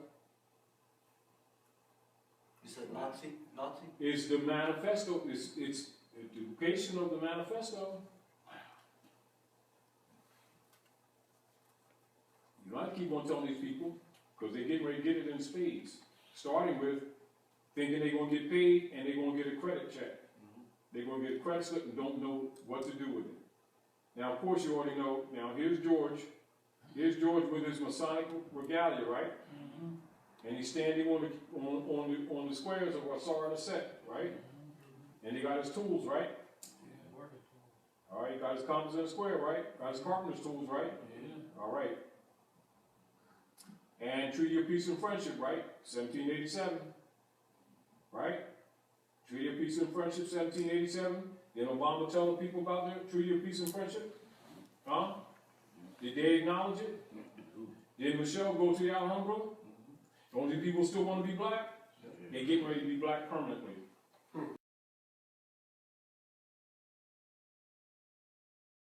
They're not going to admit to it because we're going to get up there and go and do some stuff to them. Right, we're telling you what's going on. Because we know people who are IMF banker and stuff like that they came out on you know, their little European broadcast when they're broadcasting to all these Europeans. That I just found out today that there's these people called Moors, and they got a treaty with the United States of America.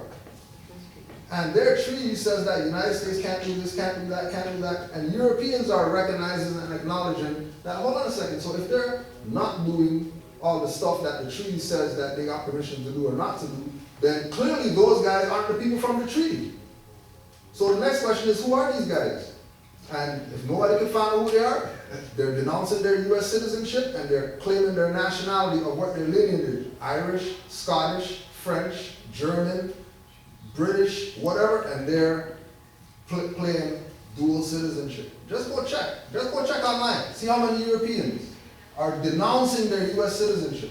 They're saying we don't want nothing to do with that. Right. Even people in Congress, people in the Senate are coming up and telling people, you know, taxes are voluntary. You don't guys have to pay taxes, you know, because the IRS is a private corporation and they have nothing to do with the government. The people in the government are coming up and saying that. So what does that mean? That they don't recognize IRS as part of the government, but people still don't go pay them. Even though the governmental people are saying that, don't file taxes. Don't file taxes. But people are filing taxes still. I think too, we don't know our power because for the census in the U.S. Census, it will say like a year later, so much white, so much black. So if you say that you're a Moor and you put down on the census Moor, they automatically go with it. Because you proclaim who you are. You don't need anybody's right. So even for the collection, they're coming around to say, who is living in our territory? Once you put down who you are, that's what they have to go with. Because there's a declaration even of mixed race and Mexican. And they were saying, some people at one time were saying they were white. The next time they were saying they were black. Next time they were saying they were mixed race. So they're going along. Then somebody says, if you say you're Hispanic, Hispanic don't mean nothing. Right? Because Roberto Delgado is Hispanic. Batista is Hispanic, he's mixed race. See what I'm saying? Yeah. So we sometimes are very powerful, but we give up our power because we don't know what our power is. You know what I mean? Once you declare who you are, because even I think, I don't need any paper to say who I am. When I meet somebody, or I'm talking to somebody and the person says, where are you from? And I say, I'm Olmec. This is my territory, right? I say, I am Moor. This is my territory. I founded Marrakesh. The state, I'm from Senegal, and when I was going to the ocean, I founded Marrakesh, right? So it's mine. So I think that's where the power is. The power is on the individual level, what you as a person puts out. Because when you're talking to, let's say, white people, and you say, oh, this guy says he's a Moor, or this guy says he's an African. Like somebody said to me, I don't want anything to do with African, I'm a person. So I say, is an African a person? Oh, I'm black. I said, we ain't using that. Black is an adjective. See what I'm saying? Or when you say, I'm an Olmec, then everybody's freaking out. But coming back to Semite again, if you go back, I was doing some research on like Hyksos. Hyksos comes from Mesopotamia. Correct. And they look, the statues look like all the brothers with the dreads. So all of these Saddam Hussein and all of these guys in Al-Nusra front, that's not the native to the place. The native to the place is us. And our foreign people have come. We have a Somali friend that says all of the ones who were in the so-called Middle East today are leftovers. When the Romans and the Greeks come in, this is what it is. When the Romans and the Greeks come in, they raped whoever they raped. This is who they look like. Because here's the thing. If you go and do some research on the so-called nation of Israel, I was checking out the Hyksos. What they will put is, they will put like people in like 10,000 BC, and then the second set who founded Jerusalem is Hyksos, who's like us. Then the biblical people, Saul and David, who they're calling Semites, but it's a fraud. Because if I'm from my grandfather, I gotta look like my grandfather. My grandfather gotta look like me. They don't pay a person there. See what I'm saying? Peace. I was going to say a funny thing about the real children of Israel, going back to, they call them tribes, first of all. But then when you go back to Christopher Colon, right? Christopher Colon, yes. Yes. Then the Moranos. The Moranos were, the group that, the Moors, right? You have that in it, but denoted the people of the book. So you can't just call them like, oh, the Jews and this and that. They're talking about the people of the book, which could possibly identify a convert from the people of the book. You know what I mean? But either way, the Morano being the people of the book, it denotes that the person is a dark-skinned person. Right? Yes. So. And then when we look up blackamoor in the dictionary, blackamoor means any dark-skinned person. So anybody dark-skinned is a Moor. But he's still using that adjective black. Okay. But now you're all right. But it's an adjective. Adjective. That's what the point is. No, but you say blackamoor. Yeah, blackamoor first, and then what happened is you're identifying my color, then my identity. Right. Yeah. As opposed to be Moorish. No, because in the definition, it breaks it down. It lets you know that black is an adjective. So you don't have to put it first, second, because you already know that it's not going to apply to you. So you have your Moors, which are lighter skinned mixed, and your blackamoors, which are darker ones, correct? It's just no. What it is, the brothers from Senegal, when you look in the so-called Sahara, the funniest thing, in the middle of the desert is some people like looking like me and Kojo. So when they had to interact with us, interact with the Moors, the dark-skinned brothers from Senegal, they call Blackamoor, and then the ones from the desert, they call them Tawny Moors, right? So it's the same people that they're saying, we encountered two kinds of Moors, and some look like this and some look like that, and sometimes they're from the same people. But they were called Moors first, before Yeah. they added black and That's Moor, what Tawny Moor, that's what I'm or any saying. other kind Yeah, of Moor. that's what I'm saying, it's a Moor, but then they said, we came across some, and they were lighter complexion, so those were the Tawny Moors. Those were all European concepts. Those are all European All of terms, them. yes, yes. Just like black. That's right. And Negro. Brother, I have a question and then. One of my questions is, within the Canadian corporation, one of the things that are projecting on the society to represent as the indigenous culture here are the natives that is projected as the natives here. And it's really, it seems to be very hard for what are so-called black people to be able to associate themselves with this territory as being indigenous here because of the lack of knowledge or the distortion of knowledge over the time. And within this understanding that all of the Americas is a continent in itself. And it doesn't matter if you're in central, north, or south. You know, this is a part of the family that we are all associated with. You know what I mean? So it seems to me very important, and it's very interesting as well how we have that indigenous population that has been subjugated to reservations because of the status that they've been proclaimed within the corporation. But then the ones that have been left out or taken the status outside of the corporation, you don't hear anything about them. You know what I mean? And that's the whole thing with why a few weeks ago they had their Supreme Court ruling that now these non-native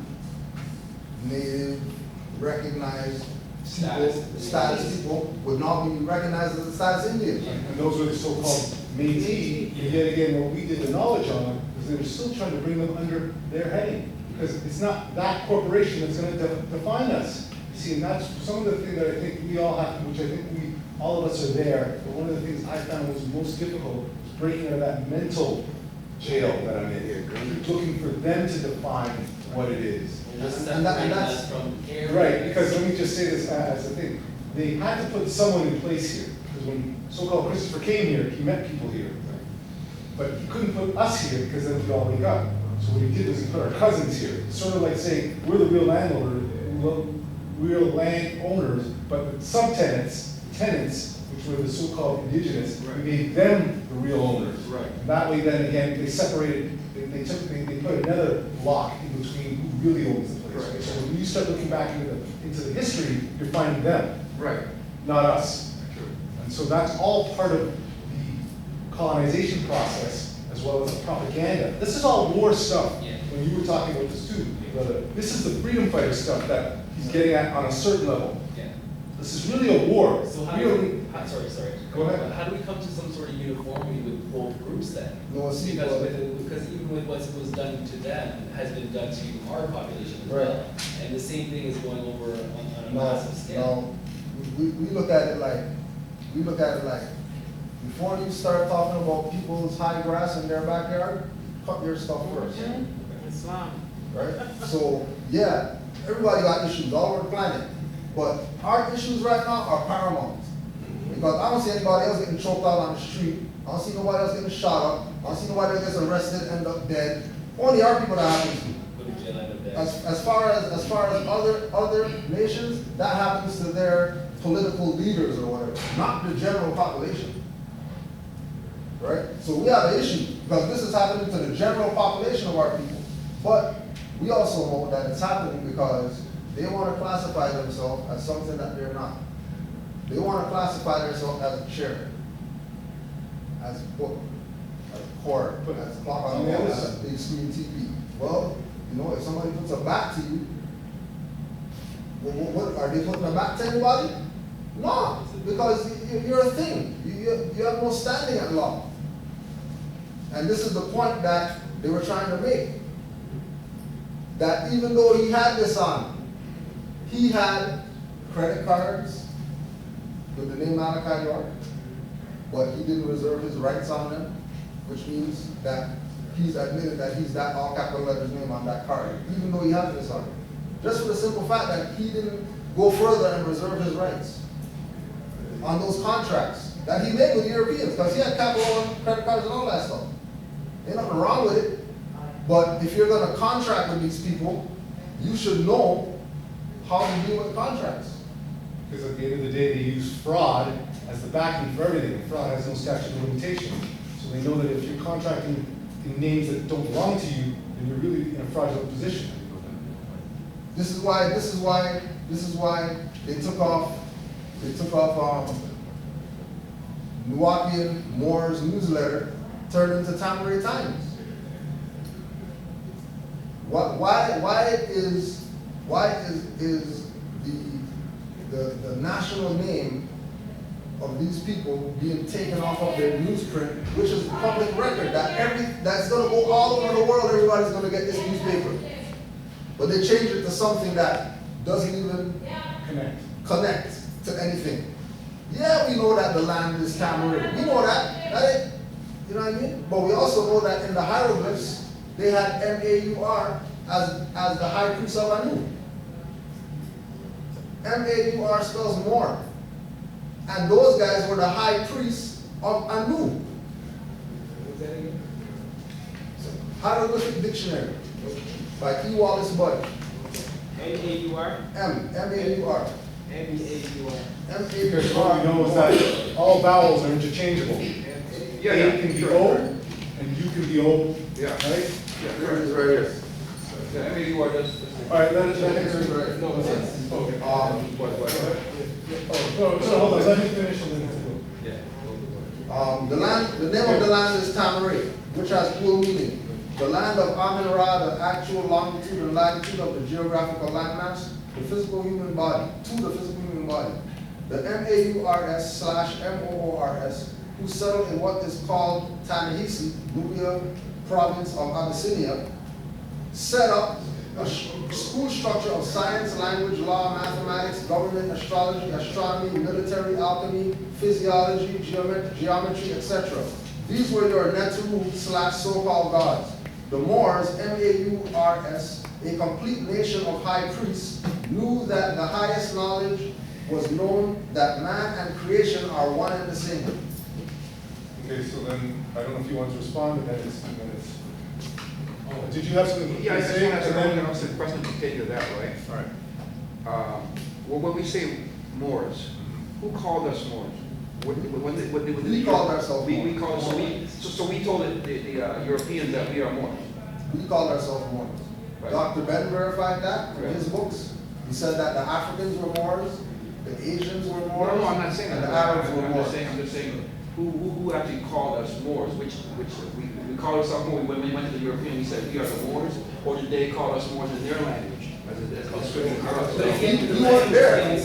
They don't have. You No, weren't there. I'm just trying to. No, let him. Moors written on the walls of Tamaray in our own tongue, and then these same people, Europeans, are calling us by the same name. They speak a whole different language. I'm just trying to see how that connects. That's all. No, I mean, Yeah. you know, if Asar is in the hieroglyphs and they say that, Because we don't. It's not Osiris. Yeah, they say Osiris, right? It's Osiris. Yeah, they say Osiris in the Greek. We no, say- they say Osiris, but we know that Osiris is not written on the stuff. Yeah, it's Asar. Yeah, It's right. Asar. Right, Yeah.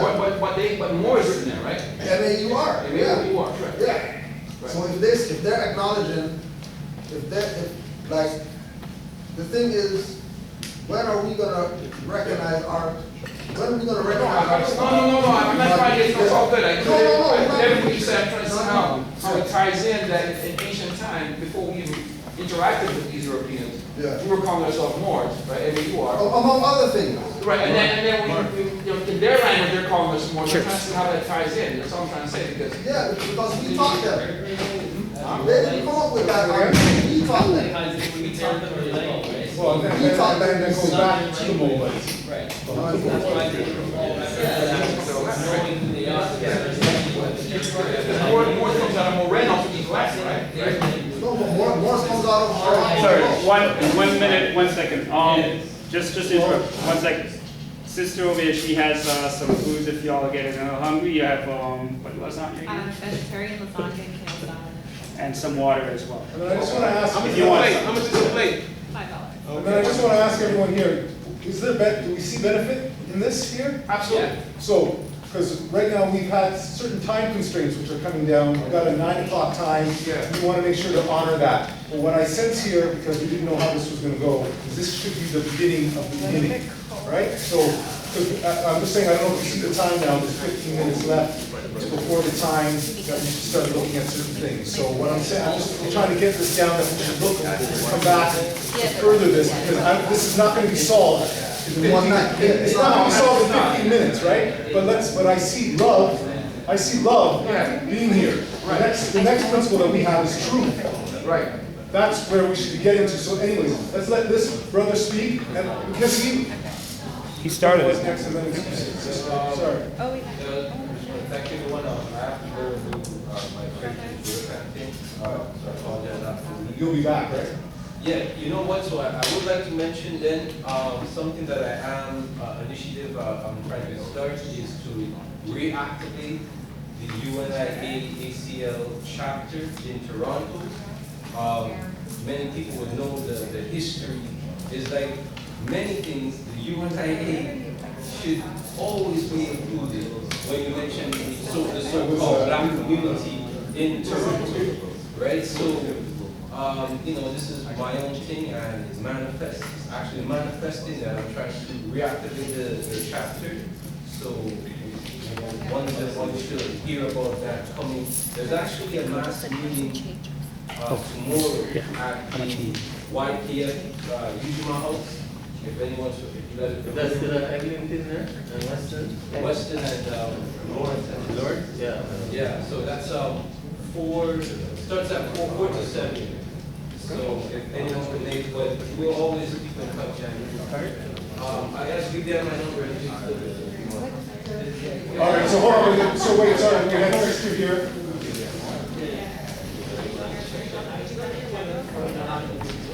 Sorry. Love. Yeah. A while ago, one brother said person, and then he put on the board person versus natural person. Right. Yes. Right? Now you're saying love.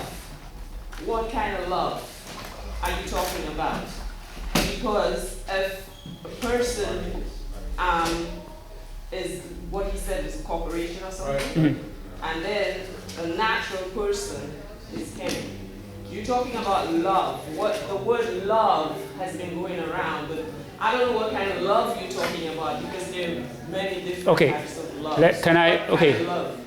The reason why I brought that up in regards to the different variations of the word and how the word is used. Yeah. As I said, words have power. How we use them could be on a negative end or it could be on a positive end. On using the word person, negative on you is just using the word person alone. On a positive end, using the word natural person puts you on a different level. So this is in regards to love. I love my brother enough to tell him that choose the word you use, especially when you are around certain individuals and certain people, because what you use can and will be used against you. Isn't that the same thing with love? Absolutely. So that's why I said, try not to use the word person. I'm asking what kind of love, because I could love, okay, you say we are Moors, you say we are Moors. Okay, all right, okay, I see. So, unconditionally. I'm talking about love with reference to love every other person as opposed to love that encompasses. Absolutely. See, this is what I'm saying. When we use the particular words that we use, like myself, we know the etymology of those words and when those words first came into being. Yeah. So I knowing about that word, I will not tell somebody to use it in the wrong way. I will tell them to use the right words so that if anything does happen to them, they know how to protect themselves. That's why I say use the word natural person. Because the word person is a corporation. So for instance, McDonald's is a person. Canada is a person. So if he's saying that he's a person, he falls under the same category as those corporations. That's not me saying it. That is what is being used. So my love for him is telling him that when he uses the word person, put the distinction on it as a natural person. He is a natural person, not a corporate person. This is what I hear what you're saying. There's the love right there. I understand what you're saying. It's just, I go back to the word nice. We use the word nice on a daily basis. Right, one of those words. But the word nice, if I call you nice right now, you have a nice dress, nice shoes. I am telling you, you're stupid. I'm saying thank you. My nice shoes. See what I'm saying? By me using that word to you, and I don't use that word. If I say to you, oh man, those are nice. But if you look at I'm telling you, those are stupid shoes. But if you look at the definitionary for nice, they're not going to say stupid. So read the definition of nice, please. Read the definition of nice, please. Read the definition of nice. Explain the unabridged dictionary, and there's an unabridged dictionary Yes. and an abridged dictionary. That's the difference. It's like an abridged dictionary will have nice is a nice person, but the unabridged will let you know that you're stupid, foolish. Yeah, exactly. I understand your question. Sorry. Go ahead. Understand today's meeting Yeah. is about unity. Yeah. So, as a suggestion, if we're really serious, I realize we have strength in different Yes, places. absolutely, Right? absolutely. We understand that, okay, the reason we use more is because that's what's on record. Where they know you as more. So that's one route to our salvation. And then there's also being indigenous. That was here before a word named more was even created. Yes. More is here. So there's different routes to our victory. Yes. So what I do suggest, I realize that the more they concentrate on law. We're playing the word love because it's English, because you don't have your own language. So as Nuwapians, there's 12 forms of love. So we have 12 different ways how to say love. So you can directly channel it to who you're talking to. You know exactly what they're saying. I love my dog. There's a word for that. So as long as we're using Anglo-Saxon or English, there's gonna be problems. So what I can suggest to get to the it's not 85% anymore, 99% who are deaf, dumb, and blind, who call themselves black, Negro, and colored, is that maybe every 3 months we need to get together. Somebody concentrates on health. Absolutely. Somebody concentrates on law. Absolutely. Right? Somebody concentrates on the language. Absolutely. And maybe somebody concentrates on security. And as the 95 to 99% listen, they can decide what they want to fall under for their salvation. Absolutely. Either as Moors, either as indigenous, right? But those are the route. As a Negro, you're gonna get nothing. all you can do is beg. It's like having a non-profit organization, but they tell you what to do. So that's like a Negro. So those are two routes we know to our salvation. Yeah. Which is a document Moors, because there's a treaty that's being made. And listen, we've been here. We're indigenous. That's been proved for a fact. So I suggest, as far as Canada is concerned, because we're the conscious community here, come together every 3 months and decide what our strengths are, and you talk about that. Once a month. You talk about what's your law, because if you, for example, if I'm not breaking no laws, those books become invalid. Right? So now what? No, I'm saying, if you're not breaking any laws, right, and you're in your own thing, your own area where you're at, then all the law that you create for yourself is what counts. Well, that's yes. it. Yes. So eventually, that becomes outbred.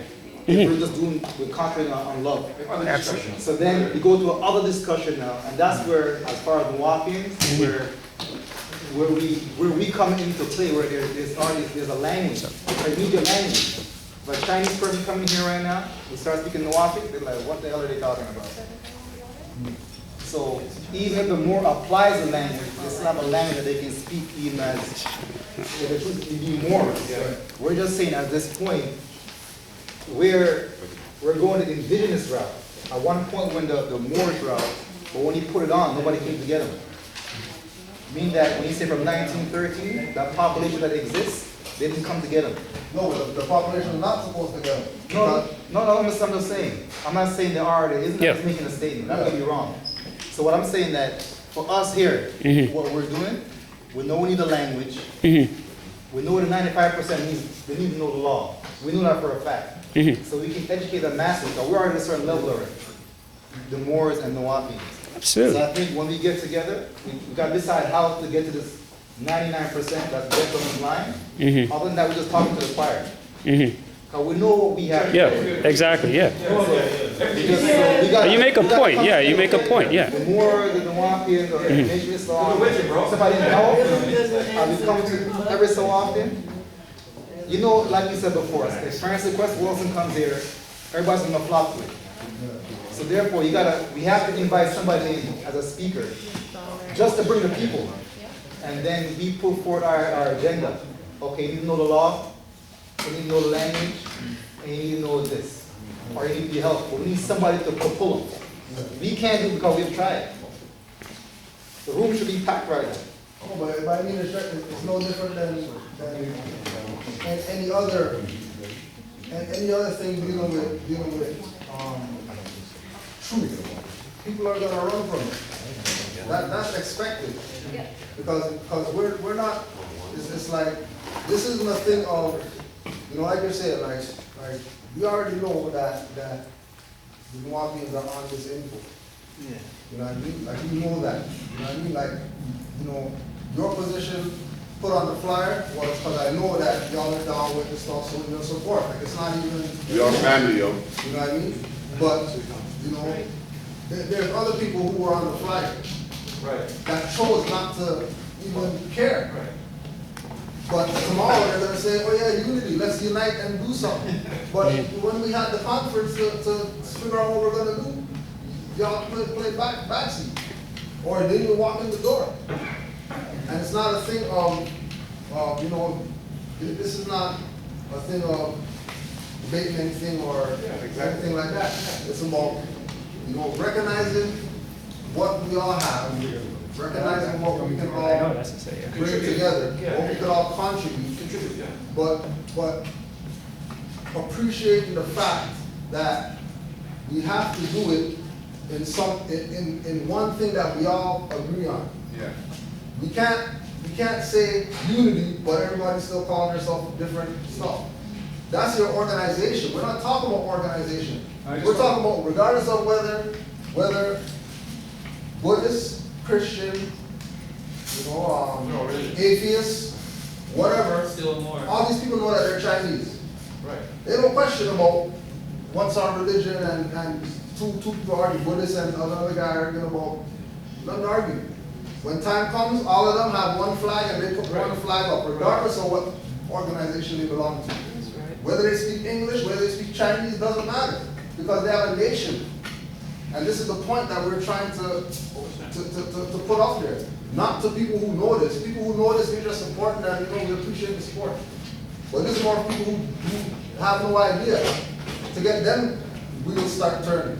Because the other thing that we're not going to do is be successful in anything if we don't get everybody else who doesn't know about this. And yeah, we don't need everybody, because when you read more in the law dictionary, it tells you that a more is 1,000 bailiffs. So one of us is 1,000 people.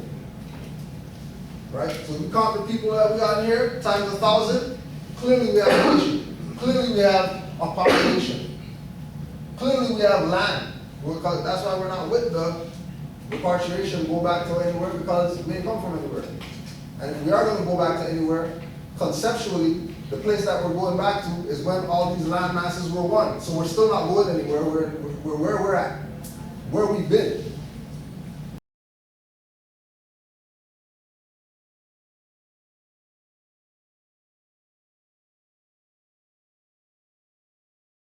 The true error must be named.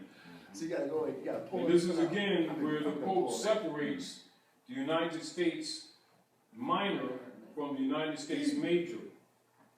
And you must know the difference. So the United States major is really Societas Republicae Almodocanos. So that's the legitimate order of government, the imperial divan. And if you're not an heir, you have no claim, doesn't matter what you perfect. Our rest is just. You know, and the Pope is telling you that the best way you can. You know what I mean? That's So, voluntary. but let's put it this way. That's all it is. The heat is already on, so we ain't gonna be, Voluntary. we're not gonna You be waiting signed for the another 1040. generation to have to work this out. Voluntary. This is gonna be worked out this generation. But they don't let you work if you don't sign it. The heat is on. It's a game. The heat is on. I don't listen to TV, radio. Let me see in my, hold on for a minute. That's the fiction. I mean, these are fundamentals. And so, you know, after we go through this, you can just talk about status issues where you are, things that you need to do, but it's mainly concepts. Because the deal of it is the whole operations that you're doing right now is trying to get the heirs to competently start claiming the estate. In other words, they gotta step up. And they gotta do it competently. And they gotta stop calling the European white man. And they gotta stop calling the fiat money. All of these things. And you can't keep backpedaling and correcting. They have to be right from the door. That means it has to be part of them. It can't be a front. It can't be where they're just looking for the benefit and because if they're honorable, you want to keep telling them, don't stop saying these things. Because it's not in their heart. Therefore, it keeps coming out corrupt. And every time it does, it gives them the upper hand. It gives them right of claim of the estate. And this is basically what they've been continuing on. As an example, now September 1950, the House Committee on Un-American Affairs, this is the truth of the Barristers Association. They're actually there to undermine the Republic. And as you can understand now, the Pope has extinguished all their licenses of both the American bar and the British bar. Why? Because he owns them. You understand? And the fact that your so-called black leaders don't deal with this stuff. Now, see, the National Lawyers Guild was organized in '36 by a caucus of Communist Party, United States of America, lawyers assisted by the International Labor Defense and American Agency of Comintern, and that's the Communist International. National Lawyers Guild remains an active affiliate of the International Association of Democratic Lawyers, the DEMON system that was set up in '61, you know, with the corporate operations. And this is where they've been doing all this colorful legislation under the U.S. democracy order, which was set up for the dark priesthood, and that's what's been governing you. And so, yes, and this is where the Pope is telling you, you know, about the Republic. That means, so you must be in honor with those allodial principles. And if it's not in your heart and your mind, logically, you're not going to speak the language. And as soon as you start talking about black racism stuff, automatically you're under the codes. And don't think they're going to sit there and have long discussions with you once you start coming that way. What they're going to do is remove you. You keep on talking, they're going to disappear you. And if somebody else jumps up and talks like, you can't do that to my boy, they're going to disappear them. Because when due to Histophan, martial law, everyone's expendable. And if you're not of a nation, you have no international law protections. And anybody talk about colors and everything will be gassed immediately or shot immediately, put in a grinder, and put in them disposal things that burn at temperatures that will melt ice, will melt stone. And then they put them barriers, and you find them all along the highways. They're called trash to steam plants. They're for pulverizing bone. They're not just for burning paper. You notice they don't have a lot of trucks that remove the residuals like they used to? You don't need 15,000 degrees. Oh, yes. To burn Oh, paper. yes. That's to incinerate the bones. You got one right there after you went into the tunnel in Baltimore. Oh, reminding everybody so you recognize it, so your concepts will all be right. Roman Curia. All the corporate entities are members of the Roman Curia. So when you deal with any corporation, you're dealing with Sears, Macy's, banks, you know, any of these agencies whatsoever, any of these franchises, they're all members of the Roman Curia. So when you look at the Pope's letter, you understand what he's saying when he's talking about all of their licenses being extinguished. People who know that the Pope owns them all is not confused. People who don't know the real politics are confused. You understand? You're giving this information so that you're no longer naive. You're not supposed to continue to act naive once you've been exposed to this.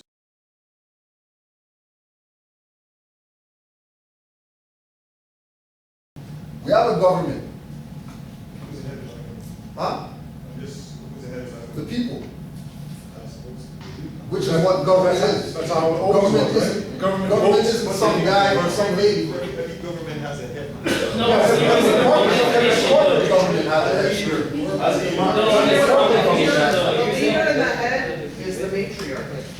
That's the mother. And if you really want to say who's the head, woman. Okay. Well, saying that the government is a head of the government, that's thinking out of it from a democracy perspective.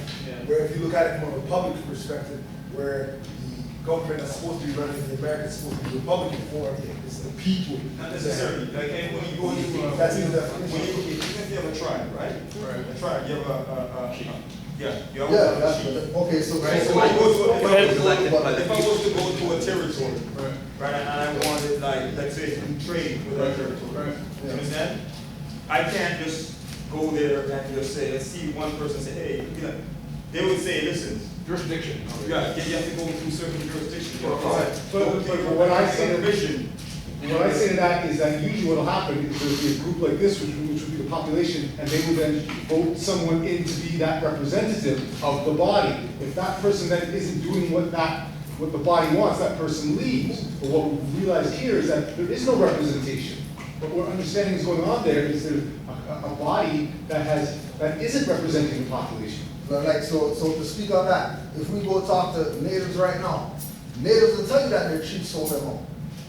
That got them on reserve. Sure. And that's what's happening to us here right now. So clearly, having a head is an issue. Because anybody who has a head, anybody who has a head as their so-called, right, the majority of cases, anybody who has a quote-unquote head, one, if the head is taking the position that they're the head and that their power is because they're the head of something, right? Defeats the purpose of even having that individual because the people are supposed to be making that decision. Because as quote unquote as the head of the Moorish Science Temple of America, right? I'm not doing this for me.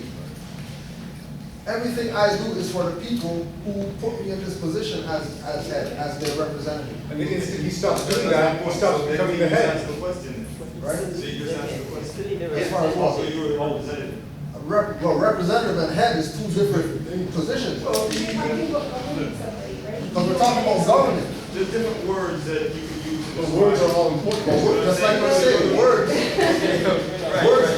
Right. But you answer my question. Yeah. You want to represent. Right? I'm the representative. I'm not the head though. I'm not the leader. You know what I mean? I'm not the guy that, you know, is on the pedestal of what. That's not what this is. Because I'm up here talking about it. You know what I mean? The people who I represent are the head. I do work for that. Okay, all right, we have, bring it up, please, bring it up. I want, gentlemen. Sir. So could you, You got about 10 minutes? Hold on. No, we're gonna have to push it. We're gonna have to push it. No, the gentleman has you have a question? No, I'm just saying, you're saying that there's no head. I'm saying, in every society, you look at any society, good, bad, or indifferent, even in societies that have prospered, usually it's linked to the head.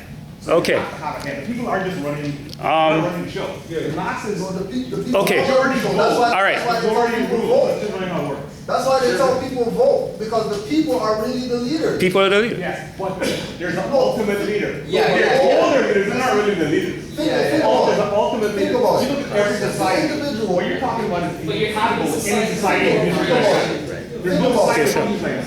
Think about it. I'm telling Right? you, I'm not just telling you. please. All societies have a leader, an ultimate leader. Again. Like you're right, the Native Indians, their leaders sold them out, but they had leaders. No, bro, that's why they sold They them always out. been leaders. Yeah. You're not leaderless. All right, There's no society that's like that. Right. All right, so hold on. I think we have one here, sister here, there, and then I think we've got a note that it's for the next time. It's for round 2. Right? That's where it is. Because we have to be out of here at 9. Because people are looking to get some. We got to clear out. So go ahead. Sorry. No.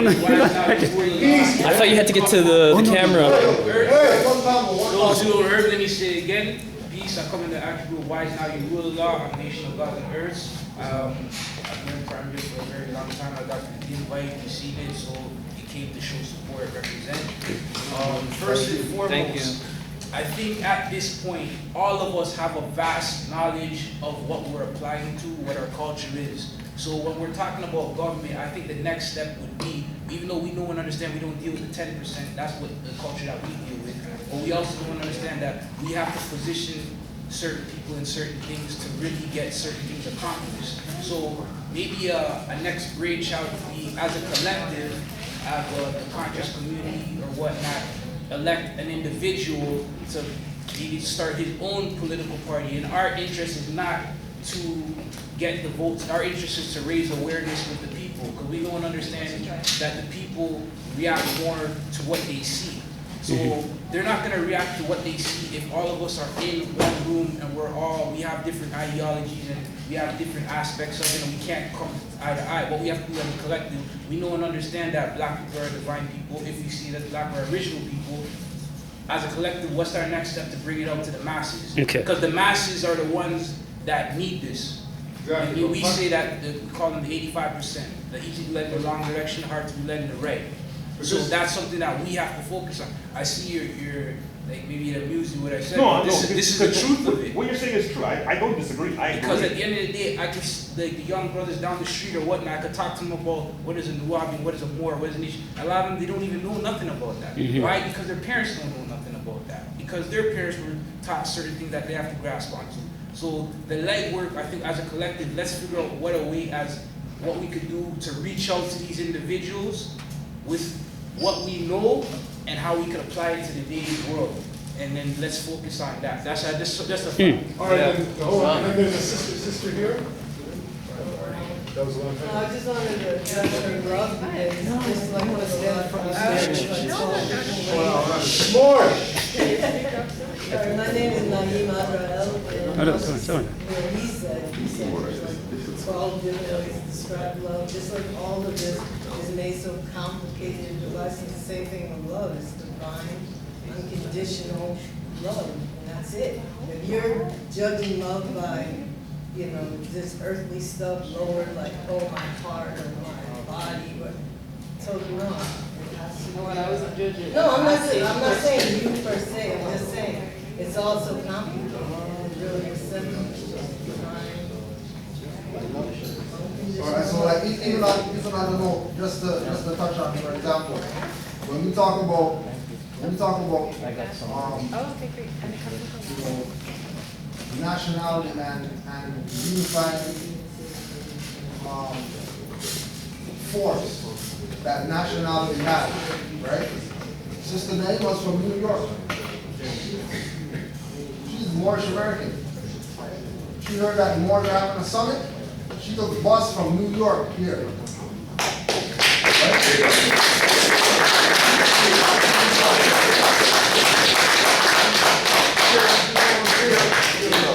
Right? This is the point that we're trying to make of the importance of this.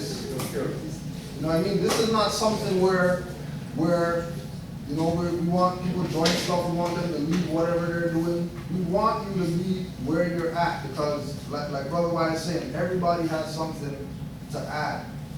Right? Everybody has something to add. The issue that we have is that some things that are being added are out of context.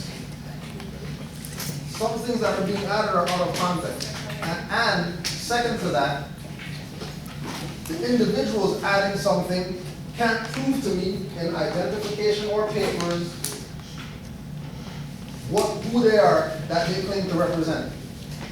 And then this goes back to talking about the 4 parts of it being diplomatic relations, which is what it will tie into, because that diplomatic relations, you're going to have to be on a certain standard. Right. And that's going to have to be identifiable. Right. So what is that? And that's going to come down to the law part that you're talking about. Right, and the common theme that we recognize that everybody is tied to, everybody's using to get whatever it is that they want to get, is this thing, this nationality aspect that our people don't want to get. And you know, this is a plea to our people to recognize that, you know, nationality is where we're supposed to be at before we go do anything. Like we talked about Prince Emmanuel, like Charles Edwards telling Rastafarians to go read Declaration 15 of the UN Declaration. Declaration 15 says everybody has a right to a nationality. Why is he sending people there for? Just because it's fun? What fun is he trying to make? Right. And the reason why we're tying this in is because what we've understood is things are starting to accelerate. The attack is on us. And our defense to that is our nationality. Or let's not even say that, it's our unifying. And it's not going to be done under Black Lives Matter. Right? Because obviously if that group is here, something's going on. That group wasn't here 50 years ago. Why is that here now? Because the attack is on. This is war. We are being attacked. So right now we can't figure out who we are. And then what we're seeing is groups are coming up that are splintering us even more. It's like, no, we're on the knowledge. I'm not telling you anything you don't know. You know maybe more than me, but we're close. Correct. But like you say, 90% of the people out there aren't even on that. Right. Calling themselves Canadians. Right. Canada. I'm Canadian. Crazy. And what I want to do is exactly what you're bringing up right there too, right? Because we're here in Canada, right? The so-called Canada, but everybody's identifying as Canadian, as well as Canada being a corporation. Most people see it as a country, but it is truly a corporation. Because Canada still is in North America, which right. is America. Right. Not Canada. Yeah, right. And the point that I want to make is that Canada is a corporation. It complementary to America that was, it started out where it was independent. It came up with an independent, it created its own state and its own thing. But Canada, it stayed loyal to the crown. It always was a colony and therefore a corporation. It just happened to grow where America had its independence, but Canada stayed loyal to that corporation kind of mentality. Just interrupt you for half a second. Yeah. Canada, in the Constitution Act, cedes to America. Articles of Confederation. Articles of Confederation. Canada says that it cedes. 1700. So the next question is, where is Canada? It's in the ocean.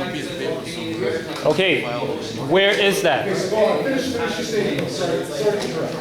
It's just in their own acts and statutes and stuff, they have that Canadian heritage is in the oceans, the three oceans that surround Canada. Right. Their land mass isn't land at all. It's actually the oceans or the water surrounding the area.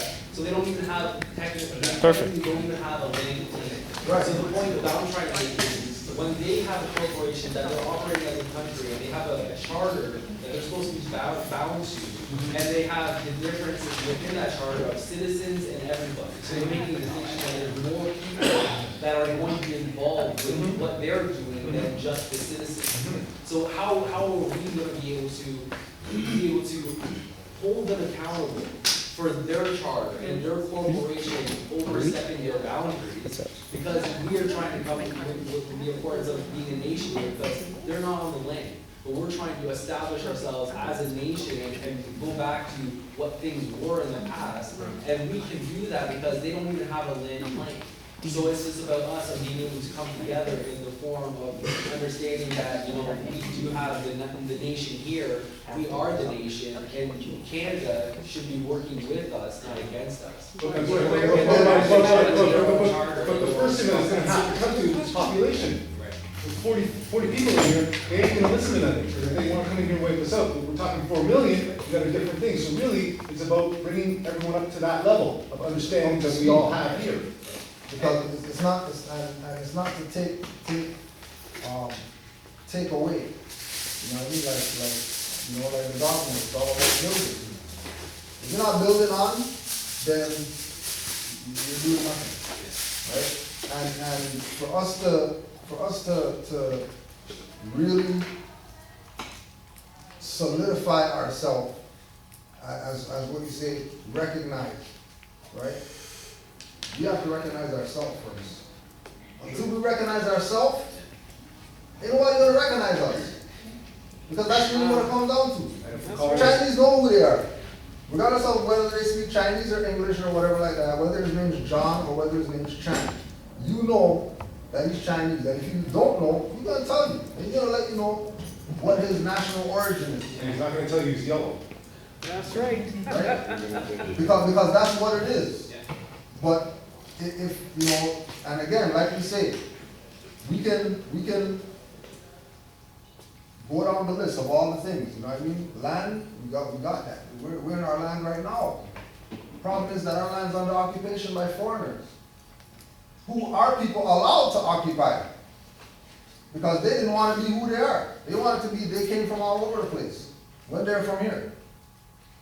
If we take tally right now in this room, how many people in here, in your family, right? How many people in here in your family has a direct tie to Africa over there, and how many have a direct tie to this side?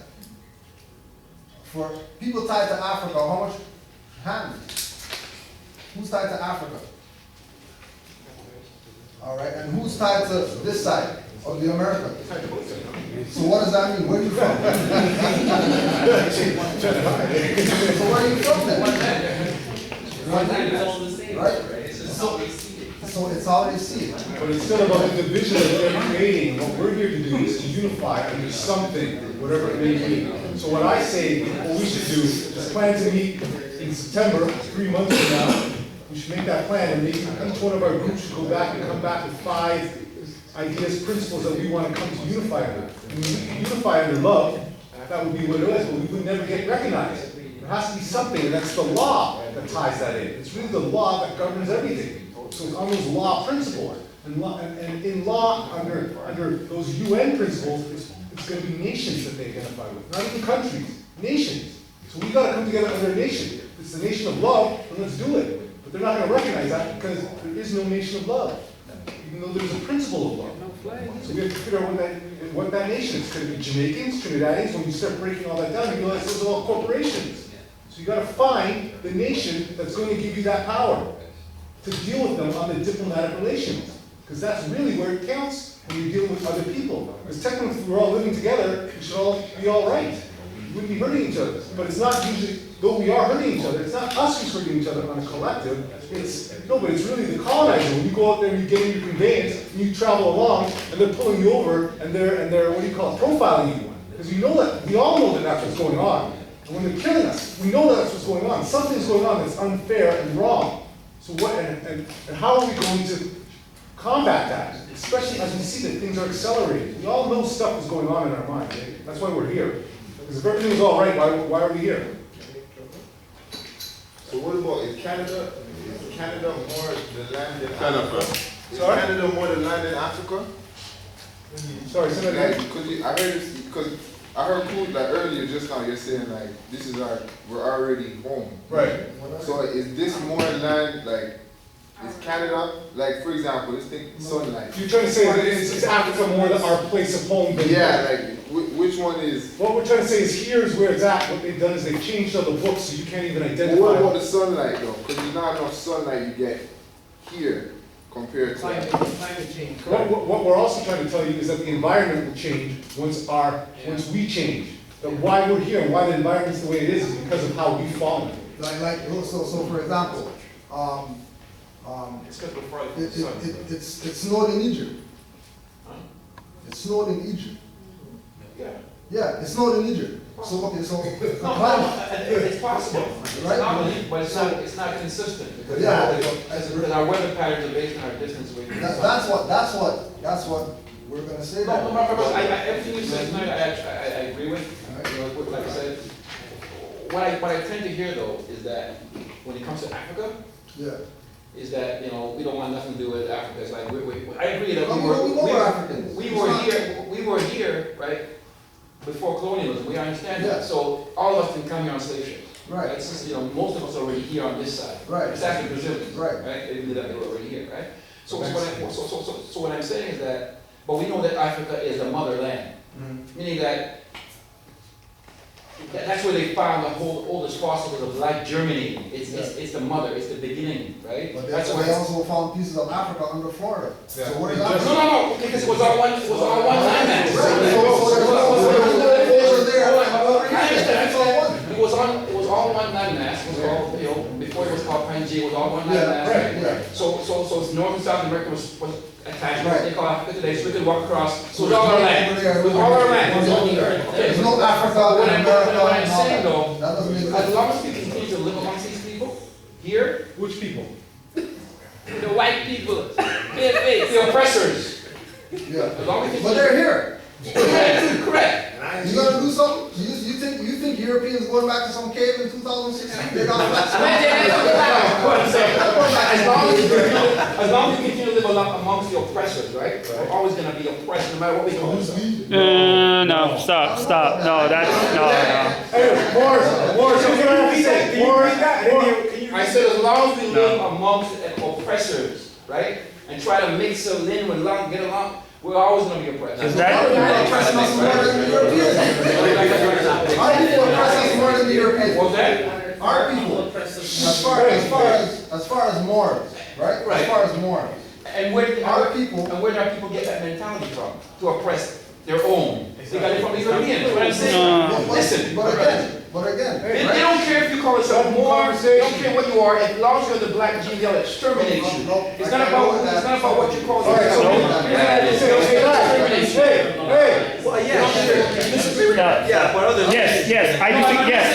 Yes, I disagree with that. You're correct. But if I disagree with they will do that. Oh, yeah. Yes. I disagree. Okay, one last statement. No, I wasn't. I want to, because I don't want to leave the bill without finishing what I was trying to say. What I was saying. No, stand up. No, I don't understand. Everyone can hear me, right? Yeah. All right. What I'm saying is the sun. I'm talking about sunlight. Correct. Sunlight makes fruits and vegetables. Right? So, I'm not talking about the caves. I know they're not going to go back there. So I want to go where the fruits and vegetables are. There's still more resources. Florida has it too, but Florida ain't got nothing on. South and Central America, which is that too. But South and Central, still, if you're looking at the more abundance of natural resources on the planet, it's the place why they're not choosing South Africa and North America as the place where they want, because there's more natural resources in Africa than anywhere else on the planet. And that's because that's what they tell you. That's what they say. We shouldn't have a dispute. One of us since the landmass all together, North and South America and Africa is one landmass.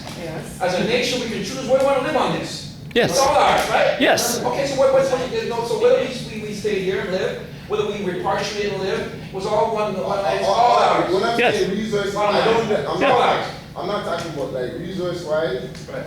They're talking about food and vegetables and those things, right? Oil, whatever. But still, there's a lot of cultures on Africa, on the continent. There's a lot of cultures that are there right now that are specific to Africa. They're not descendants of anywhere. They're designated to the land. There's indigenous cultures in Africa right now. So those cultures are a resource too in as far as identity. Yeah, we're gonna have to wrap it up. You know what I'm saying? Because when you're getting to see the amount of people you could possibly be, so let me ask you this question now, right? How come if that's the case, that those places are where it's at, not here, then how come this over here is where everybody's coming to and leaving where they're from? Why are they coming over here? Because why are they coming over here? Why he's gonna go in and take. They're sucking us out while he's going and take. Every day there's planefuls, tons of planefuls that go into Africa like crazy every single day. Whose plane is going over here? Whose plane is that? Whose plane is that? Whose plane is it? Which plane is bringing these people over here? I'm saying they're sucking everybody out while they're going in. Which plane from over there is bringing all these people over here? All right. Who has the monopoly on technology right now? Asian, right? They got monopoly, right? They have the monopoly, right? There's Asiatic people who make cars too. There's Asiatic people that make stuff that other people are making. But the point of the matter is that if these individuals are classified as something as they're not, they have nothing. And they can get moved around and shipped around and treated like shadow property. I'm with you there, my brother, all 100%. One more statement and then that's it for today, because we have to be at Yeah, you gotta be out here by Let's set back up to September. Just to That's too long, man. All right, all right. We're gonna have dialogue. We make it so the energy keeps flowing. We don't cut it off. All right, you got a good point, brother. Good point, good point. Just one. Hold on, in 3 months, we keep it going. All right. Energy flow. Peace, bro. That ties into what I'm saying. Just to add on to what this brother's building on. Just the fact that, okay, we have to close at a certain time because we have the space rented. We have to own our own. Well, hey, we got it. Let's do it let's do it out at Eglinton then. But we have to come together for that to happen. No, that's what I'm just saying, because at the same time too, we're discussing about Africa and whether there's resources there, whether there's not resources there, but we have to know and understand there's other countries like China and that have raped that country. They're raping the Caribbean right now as we speak. Whether we want to look at it as rape or whether it's just they're taking what it is, they see the greatness in that land. So while we're arguing amongst each other whether or not we should deal with that land, they're making just doing it. millions off that land. Yeah, but the people there are dealing with that land. No, it's harder than to deal with too, my brother. That's the point. Okay, all right. Peace. Okay. Family. That's it. No. At one point, we went all over the world. Okay. And we established ourselves in other places all over the world because at one point that was our game plan. Let's go all over and come and take what we need to take and develop civilization and add on to what we're about. So here's what I'm saying. We're saying that we don't want to wait for 3 months. Why don't we say a month and a half? Why don't, well, whatever, let's organize this. We're talking now as if what? We can do it tomorrow. Let's just take some time and figure it out. Let's just say a month, but we have to get together. Wait a minute. All right. Guys, it's done. Okay. And here's what I have to say to people. Hold on, another thing, eh? A lot of people came in here. We were here at 6. Yes. We were here at 5:30. Yeah. You show up at 8 o'clock, or quarter to 8, and then you want the thing to go out. We don't have that right now. Correct. I'm just telling you that. That's how it is. Yeah. So let's set it up. We called this out for this. Yeah. So let's keep going. Did you have some type of, what's called? But sorry. I didn't mean to touch you.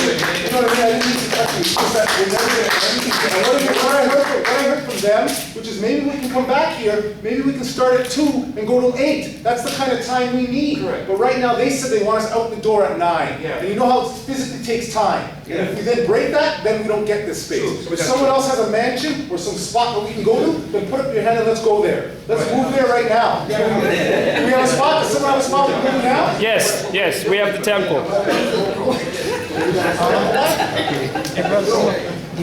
One thing, before we close out. Hold on. Before we close out. We met last week, right? Of course, no, 2 weeks ago. 2 weeks ago, yeah. How you doing, man? Yo, we got attention over Hold there. on. Before we close out, I think that it's important that we close out on the matriarchal principle. So I know sister had her hand up. If you could close out with your last comment or question, whatever it I is. really appreciate that, and I apologize, I ended up coming in a little late, I wasn't invited here. I'll make it really quick. I don't have a statement, I just have a question.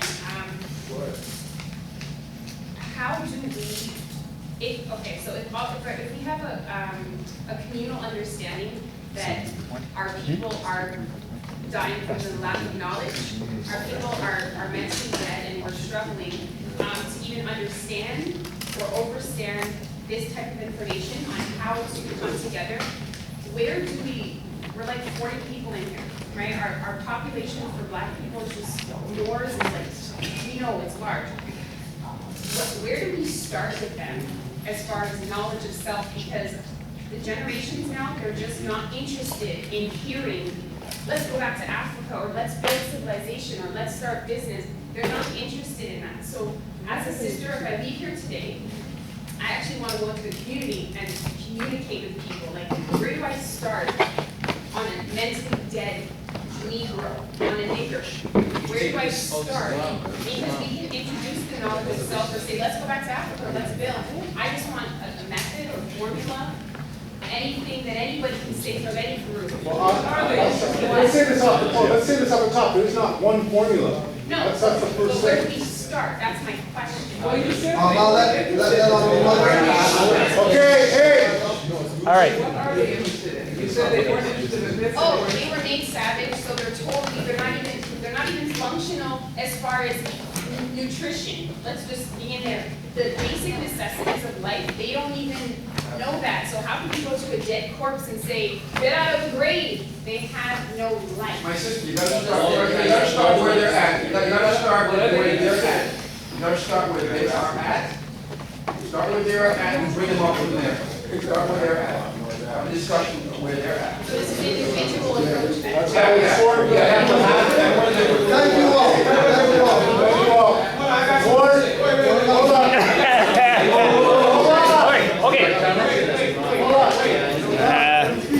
No, wait. Stop.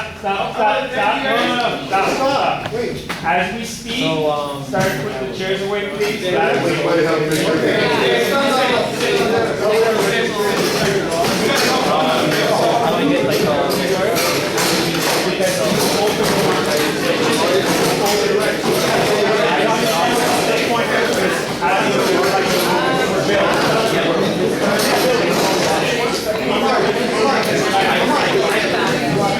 That's why I did that. I don't really want to, but I got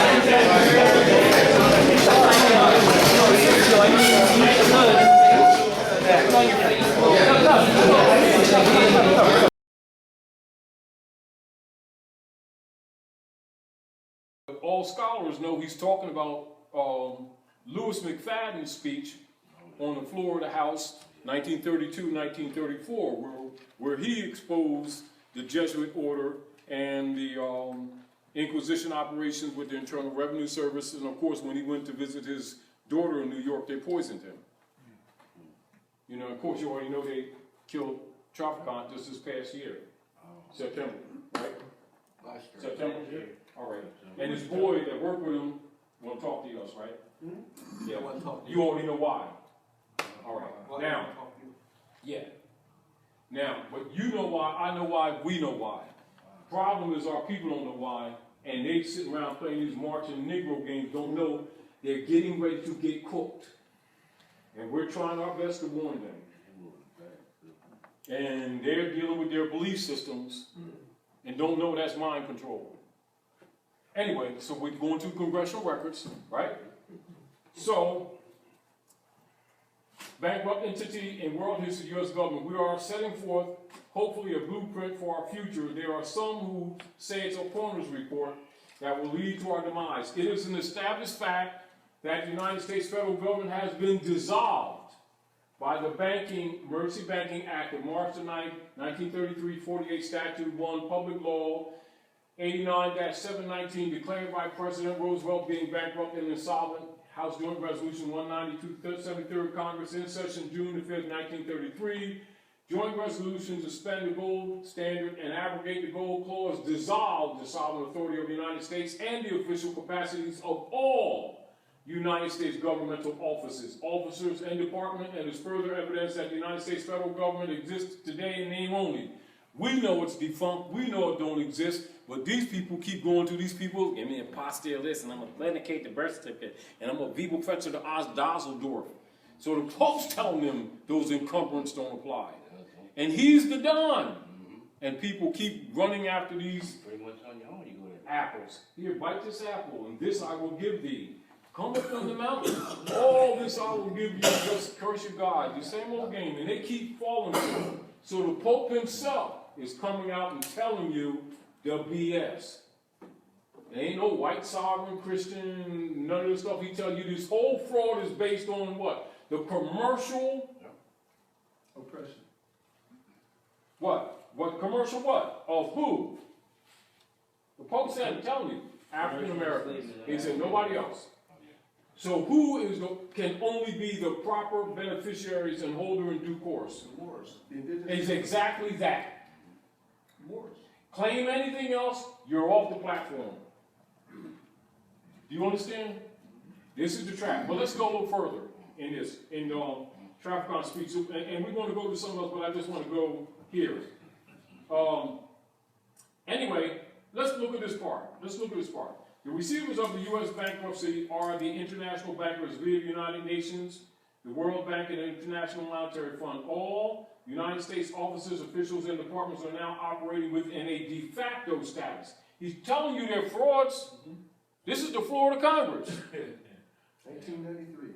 Now, in name only, under emergency war powers, with the constitutional Republican form of government now dissolved, the receivers of the bankruptcy have adopted a new form of government for the United States. This new form of government is known as a democracy. Now, if you don't know the difference and you keep mixing that in your conversations, you have just done what? Give them jurisdiction over your estate. This is why when we got into that, they got nervous. They already know. They ain't talking it, but they already know. When we assume they don't know, we're naive. This is why I keep saying, whenever we're talking and you say, well, I said this, or I did this, or I did that, but they don't, as soon as you said that, you're now a fraud, and you're in contempt. You're the one that didn't know about your birthright, not them. Your family members are the ones that don't know about their birthright, not that European. Well, I talked to them and they didn't know, and I gave them this and they read that and they act like this. No, you are naive for even making a statement. They know. You understand what I'm saying? It's sort of like we just don't want to accept that we've been played. Yeah, that's important. You ain't special, you ain't spiritual, you've been had. Accept it. Grow up.